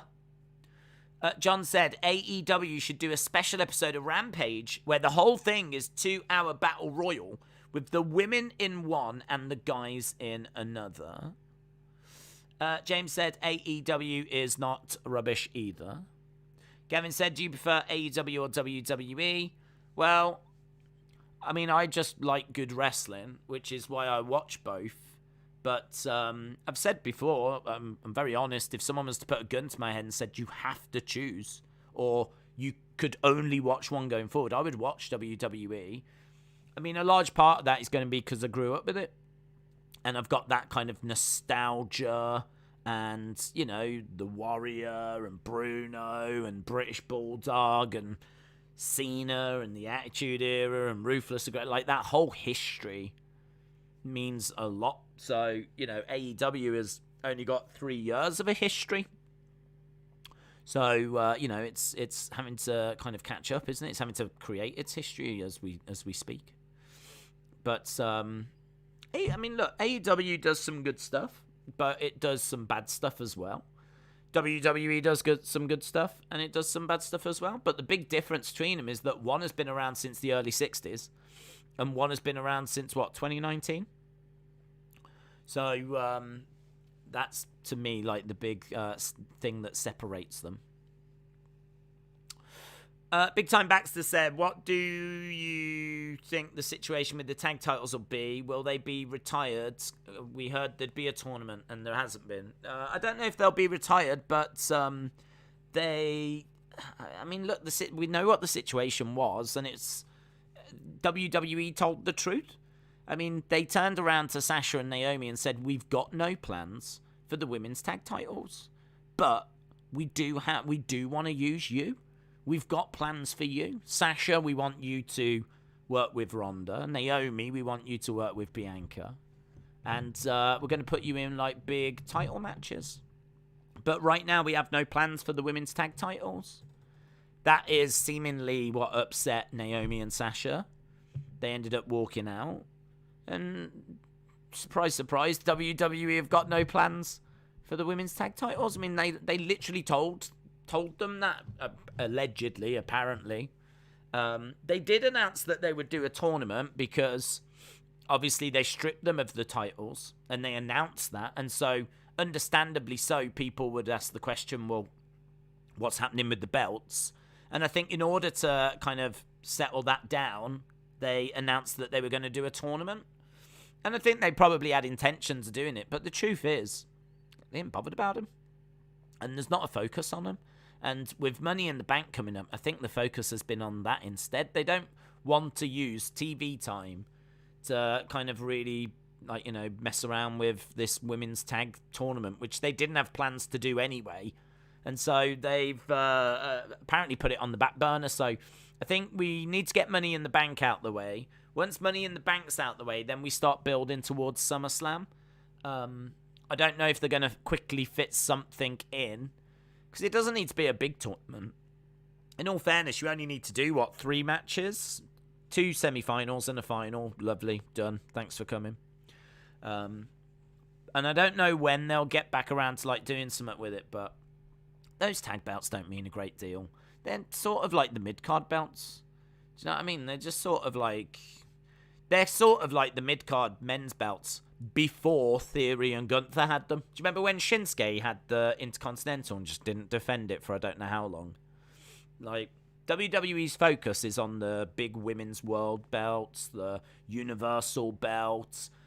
Dare I say, at the moment, with RK Bro going into the tag titles being unified, they've had a bit of a focus on the Usos and those belts. So there's been a little focus on the men's tag ones recently. But the women's one have always just been ways, always, from the very beginning, been nothing more than just a way of getting women onto TV. That's what they're there for. They're there for women that aren't in the title pictures to get chucked into a tag team and have something to do, basically. Something to compete for, but do WWE care about elevating those titles? No, and I don't think they ever have. So... I don't think they've got any plans. I don't think they really ever had any plans. I think the tournament was just a way of getting people to not ask like questions about it. There's a tournament that's going to happen type thing. But I think it's become apparent to him that they'd rather focus on Money in the Bank. The women's tag belts are like a curse. It's always breaking up teams, and the past shows that. What if Adam Pearce puts Becky and Asuka as a team? That's dysfunctional, going to win the titles because neither woman is beating Bianca anytime soon. You could do that. You could do that. I don't know if that's the best way to use them, but it's what they're there for. If you're not in that women's title picture and you're not competing for the women's title, then the next thing for you to do is to be in a tag team going for the women's tag team titles. That is why Sasha and Naomi were in a tag team. It's because they weren't being used in that main title picture, so they were being used on the back burner. Now, the back burner can either mean that you're put out there in the middle of the show to have so-so matches and, just kind of tread water for a bit, or you could be in a tag team and potentially be women's tag champ, and then at least have some belts to carry around and go on house shows and have the occasional match and whatever. But I think it's crazy to think that WWE were ever interested in making that division anything more than what it already is. I don't even think it's got anything to do with women. I don't even think it's got anything to do with it being like a women's tag division, because the men's tag division has been awful for so long. But it's only now, just by coincidence, that we've seen RK Bro really catch fire, and the Usos and the Bloodline. And so, now's not a great time to actually say that the men's tag division isn't getting the focus, because it is. But you don't have to go that far back to see when Alpha Academy had the belts, or when Street Profits had the belts, where it was just so-so. Do you know what I mean? It just wasn't. Those belts didn't really mean much. And so, now, the men's ones are all right, but the women's ones have never really meant much. I feel like there'd be certain stories. Do you remember when Bayley and Sasha had them? Those titles kind of had a little bit of importance, mainly because Bayley was the women's champ at the time as well, so she was Bayley 2 belts. And Bayley and Sasha were all over the lockdown pandemic era. So it kind of felt like the women's titles then had a bit of summit about them, but I don't even think that was really due to the tag titles. I think it was just, the story at the time. So yeah, I think they will get round to doing something with them. I don't think they're retired, but just shows that it's quite low down the pecking order. Hayden said, it's my birthday tomorrow. Happy birthday, dude. You kept that quiet, Hayden. Becky Hughes said, what's your score for Dynamite going to be? I'm going to give it a 6. I think that for me, it was a bit of a weird show. I think there was some positives. I like Daniel Bryan's opening promo. I like the fact we had Okada, but I mean, there is a frustration to that as well, because that's absolute. I can't stress that is not how I would have brought in one of the most revered, one of the most highly regarded, one of the most just incredible talents in the world. Like, just that's not how I would have introduced him and brought him into an AEW ring for the first time. So it's sort of a double-edged sword. I feel like there's a lot of double-edged sword tonight. A lot of double-edged swords where you get something good, but it's frustrating. There's a frustration to it. So as good as it is, you kind of go, Jesus, that's not... I just found myself at times getting really frustrated with this show tonight. I think, actually, the whole build for Forbidden Door has been really frustrating. I'm just going to be honest. I just think it's frustrating. Because there's just lots of... And some of it, as we've said before, is not AEW's fault. So I'm not even having a pop at them. Like, it's frustrating that, like, you can't get CM Punk and that you can't have... I mean, we didn't think we were getting Okada. At least we know he's going to be on the card.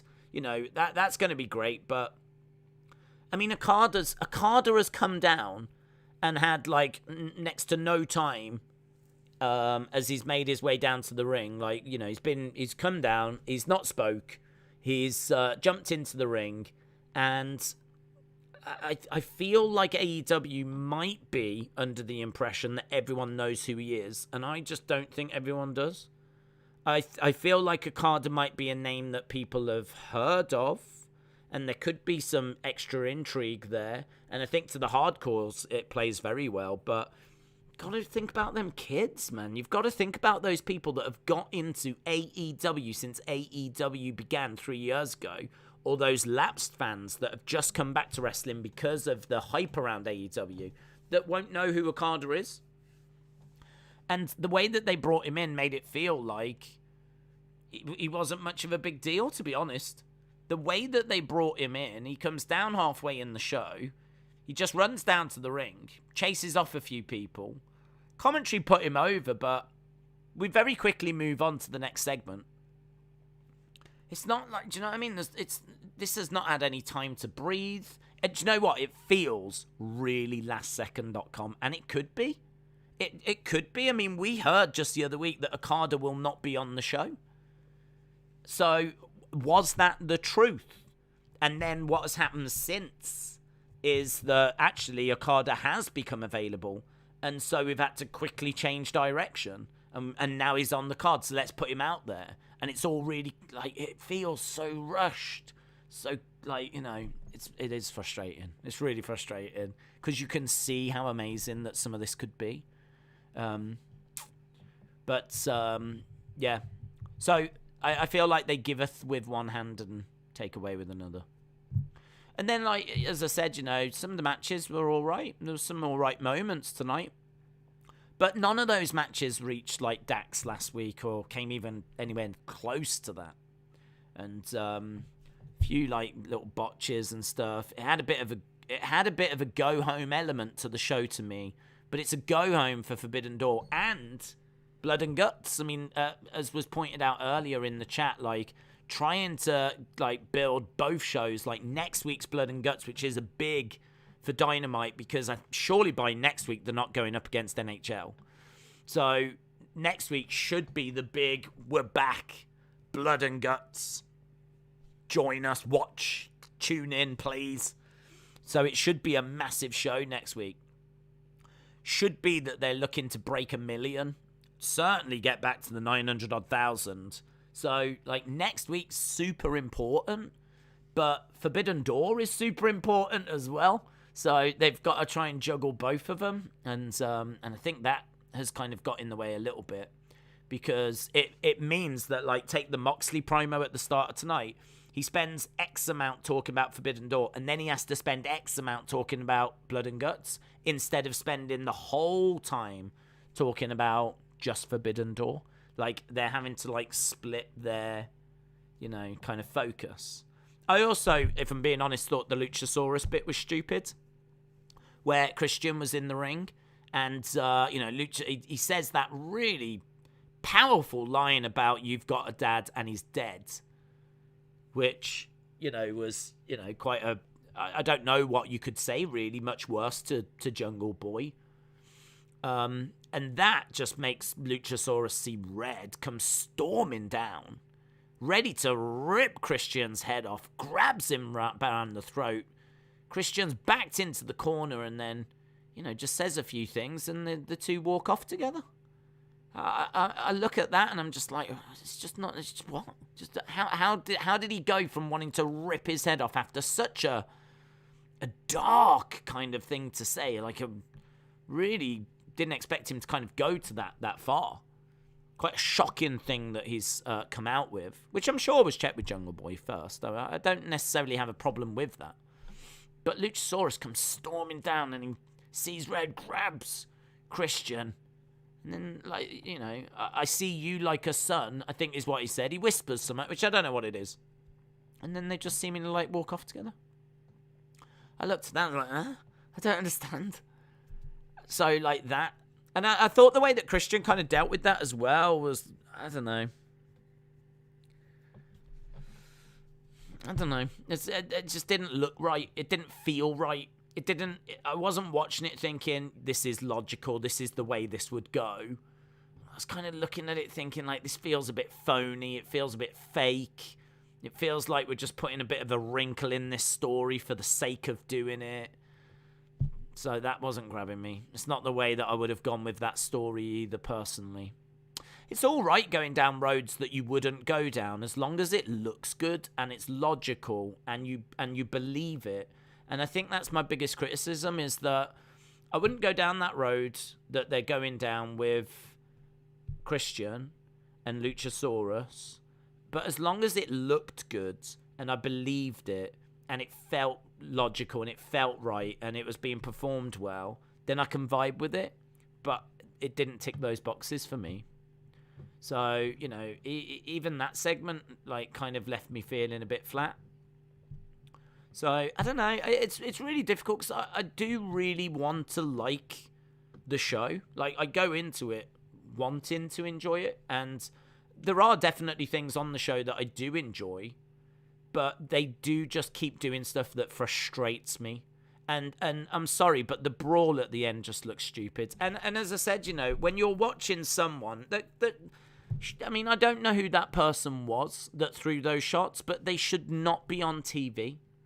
They should not be on TV. If you are going to throw shots that's going to fall so obviously short, and you can maybe blame the cameraman for that, and you can maybe blame some of the production for that, but these shots that are falling well short, and the person that's meant to be receiving them, I don't even know, because of the angle that they were being thrown.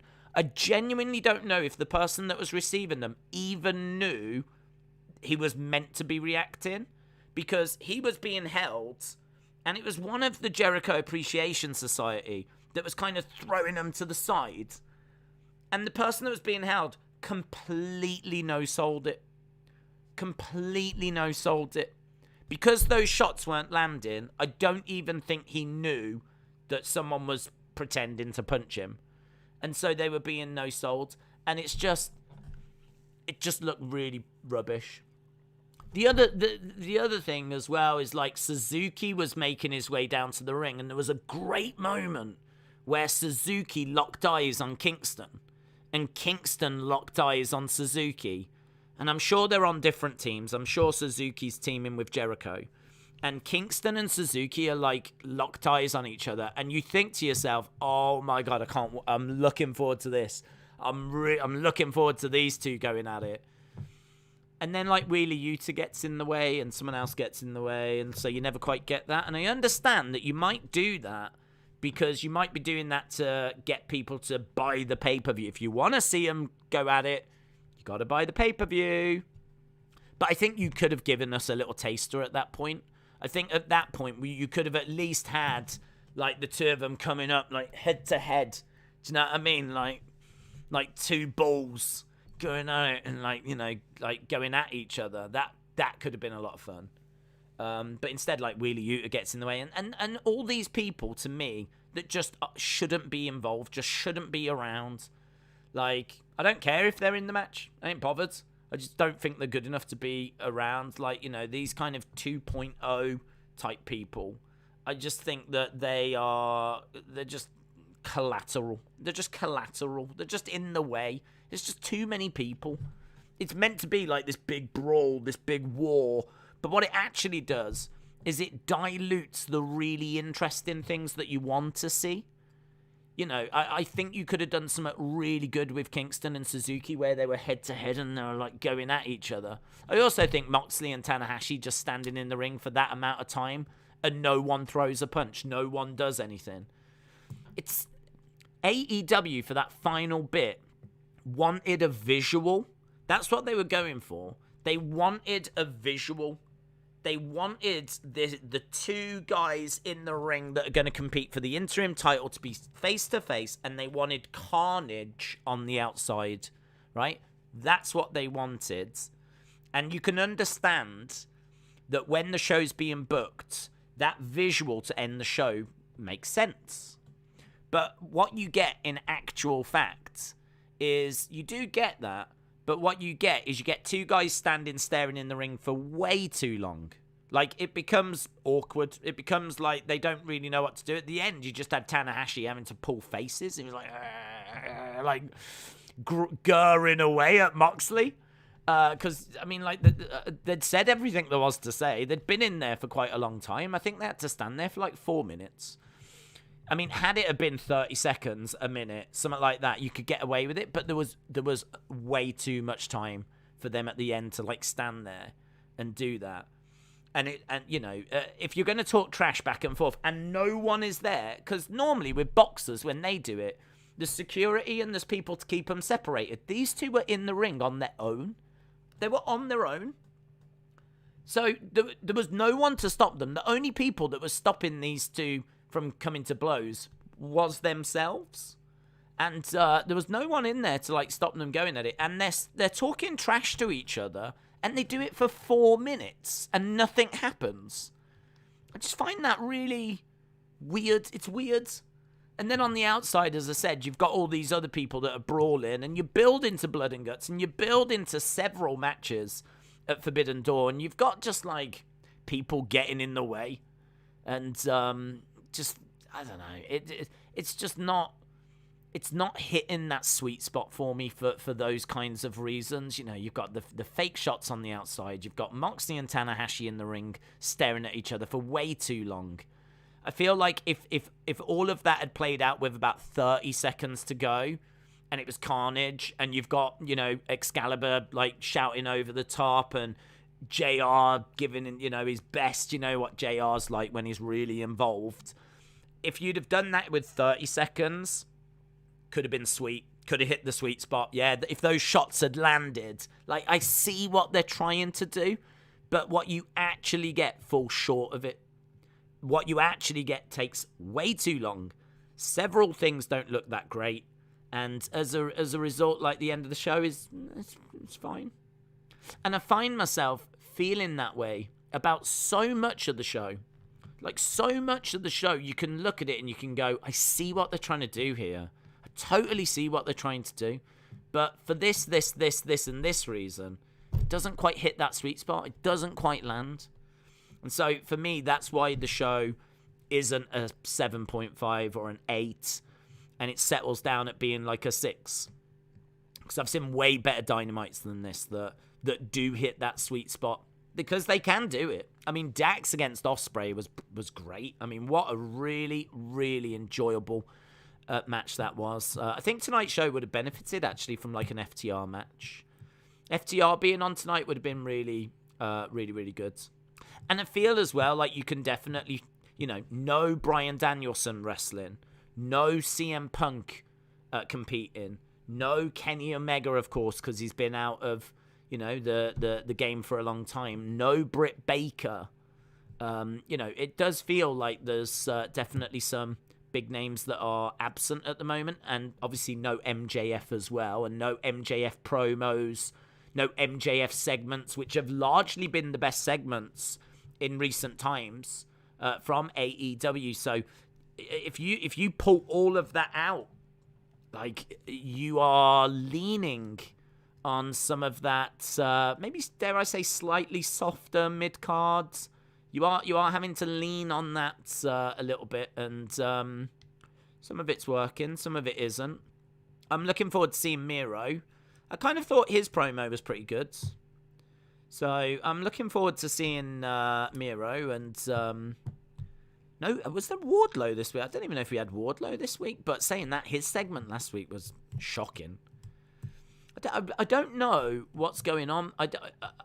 I felt like AEW was, really strong, was really hitting its groove, was in a really good place at the start of the year. I was heaping praise on it because I thought Danielson was great. MJF was doing really great work. CM Punk was obviously around. Britt Baker was the champ, but we were clearly building to her and Thunder Rosa. Pulled the trigger on Hangman, and even though Hangman hadn't maybe had the run everyone was hoping for, he'd still had some great matches against the likes of Bryan Danielson, and William Regal came in. The formation of the Blackpool Combat Club, kind of just, I would say around just pre-Combat Club, kind of, just before that time. There was some really great stuff that was going on. And obviously the re-emergence of FTR, really, really good. Really, really good. And then, I don't know what's happened. I don't know if it's injuries. I don't know if it's the fact they know that Forbidden Door was on the horizon. I don't know. I really don't know what. But I would say these past few weeks, actually, it's felt like there's been a dip. Maybe, and I could be wrong, but maybe some of it is to do with the NHL and them going up against tough competition. And maybe that's just resulted in some of the shows. Maybe they're just not pulling their punches like they normally would. It's hard to say when they give you Okada.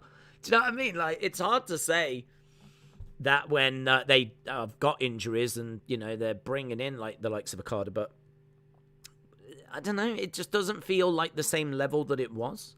It's not a problem. I do fully expect us to get back to that level. And we might just have to wait for some of these injuries to, sort themselves out. I think once Omega comes back, CM Punk won't be away for too long. I think he's out for about a couple of months maybe.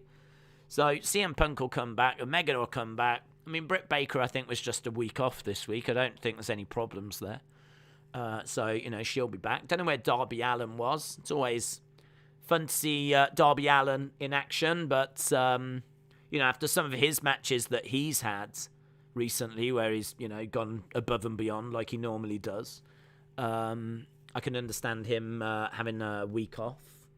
He might have a little knock or something that he's nursing. I'm not too sure. As we said, FTR weren't in action this week, but we did see Dax last week. So I just Danielson's injured, but he should be back soon. He said that there was nothing to worry about on that front. So I have got full confidence that it will get back to where it was. But I think just let's get past Forbidden Door. Let's get past Sunday. Next week, Blood and Guts should be good. The first Blood and Guts was excellent. I just didn't like the end where Jericho got thrown off the top. It didn't need that for me. Didn't need that. The actual match inside the ring was great. That was great. So I'm hoping for more of that. And I'm hoping they learnt their lesson about you don't need that big finish. I just feel like you need a really solid match, and then you just need to wrap it up in the ring. I mean, you just don't need to leave and climb up top and fall into a crash mat. So I am looking forward to Blood and Guts. Maybe it's not the people I would choose to partake in it, but I am looking forward to it. And I'm looking forward to Forbidden Door. I do think that pay-per-view is going to deliver. I do think that pay-per-view is going to have some great matches. I don't think anyone's expecting that pay-per-view to bomb and just be rubbish. New Japan stars are fantastic. They're going to want to show you what they can do. And, AEW pay-per-views have been pretty good recently. So I just hope it's not hours and hours long, but I am looking forward to that as well. So look, there's plenty of reasons to be optimistic, and if you did enjoy this, then that's just great news anyway. If you didn't, then as I said, I think the future still looks bright. I just think we're going through just a weird time, what with tough competition, Forbidden Door, plenty of injuries. I just think it's a bit of a strange time at the moment. Wrestler Andy said, do you think we'll get MJF next week? Well, I think it'll massively help when he comes back. I think that, I do believe it to be a work. And I do think that him being away is probably just him taking some time off. Now that the Wardlow story is kind of done. I think that that could be a focus, and that's going to be a big boost. When he comes back and he starts, laying into Tony Khan, laying into the company. I don't know who he will be feuding with, and I can't quite tell where the story is going to go, but that's quite exciting. To not know where the story's going to go is kind of fun. But yeah, I think that I could see next week's Blood and Guts being kind of a big phoenix from the flames, if you will. I mean, even if you think this is a 10 out of 10 show, there's no denying that the ratings have been in decline over these past few weeks. And I don't even know if that's a reflection of the quality of the show, or if it's just, they're up against some pretty stiff competition. So it's hard to know why those ratings have dipped down, why they couldn't keep at least the 900 they normally. I mean, it felt like that 900 was their core fan base, kind of they have been higher, so it felt like that 900 was pretty solid. So for them to go down to 700, I think caught people by surprise. I do admit, I do fear the worst for this week as well. I fear the worst for this week because I just think that they're going up against NHL again. They're going up against that game again. It's no different to last week, and I don't know that there was anything massive on this card. There was no announcements that were teased. Yes, Danielson was going to talk about Forbidden Door and he was going to talk about Blood and Guts, but I think word had got out that Danielson was going to miss that. So that might have got people to tune in. People might have tuned in to see what Danielson had to say and see how serious his injury is, because people are always worried about Danielson injuries. How serious is the injury? Is this going to keep him out for a long time? So that might have done something, but I must admit, I'm expecting this to be another 700 and something thousand. I didn't think this was up against the NHL, and I said 825 to 850. I found out it was, so I'll say it'll be another 700,000 again. So I think that next week with Blood and Guts will probably be the revival, the rebirth, if you will, the phoenix from the flames. We are back. So I think it stands a good chance that MJF could feature on that show. Here should be a literal Forbidden Door where the person who finds it wins the main event. Do you know how Toots got in with Vince and WWF? We talked a bit about WWF history last stream. I forgot to ask that. Well, Toots was part of the $1 Million Trio, was it? It was Toots, it was Edge, Strangler, Lewis, and there was one other which I forget. Basically they were promoters and they were putting on loads of boxing and wrestling and all that kind of stuff. And I believe that it was a relationship that came out of that. I think they were operating in the New York area anyway. And I don't think Vince Sr. was one of that trio. I don't think he got into them that way. But, yeah, I mean, Toots was a promoter anyway. And was operating in that area. And so got with Vince that way. But I don't know what event it was that kind of kick-started it all. But, yeah, then those two worked, obviously, together. And then out of that came Capital. Do you listen to any wrestling podcasts? Yeah, I've been listening to a lot of Bradshaw and Briscoe. Brenton's switched me on to 605 Super Podcast. So I do want to go back and kind of listen to those. So there's I am interested in kind of like going through those 605s because I've never listened to them, to be honest. Gold Dust Trio is what it was called. Mont, Lewis, and Billy Sandell. That's it. Well done. Get some sleep. Your comic timing seems a bit off tonight. Wasn't trying to get any comic timing.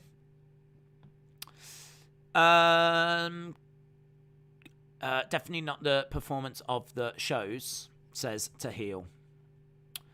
The end of the first Blood and Guts with the big pillow was ridiculous, says Jim. Yeah, I think they know that, though, to be honest. I think that, again, it goes back to what I said earlier. You can see what they're trying to do. You can always see what they're trying to do. You know that it comes from a good place. And that the end of that first Blood and Guts, you know, big fight, great match in the thing, go up top, and then Jericho gets thrown into the entrance stage. Entrance stage breaks apart. He doesn't move, and the show ends that way. And you know what a powerful image.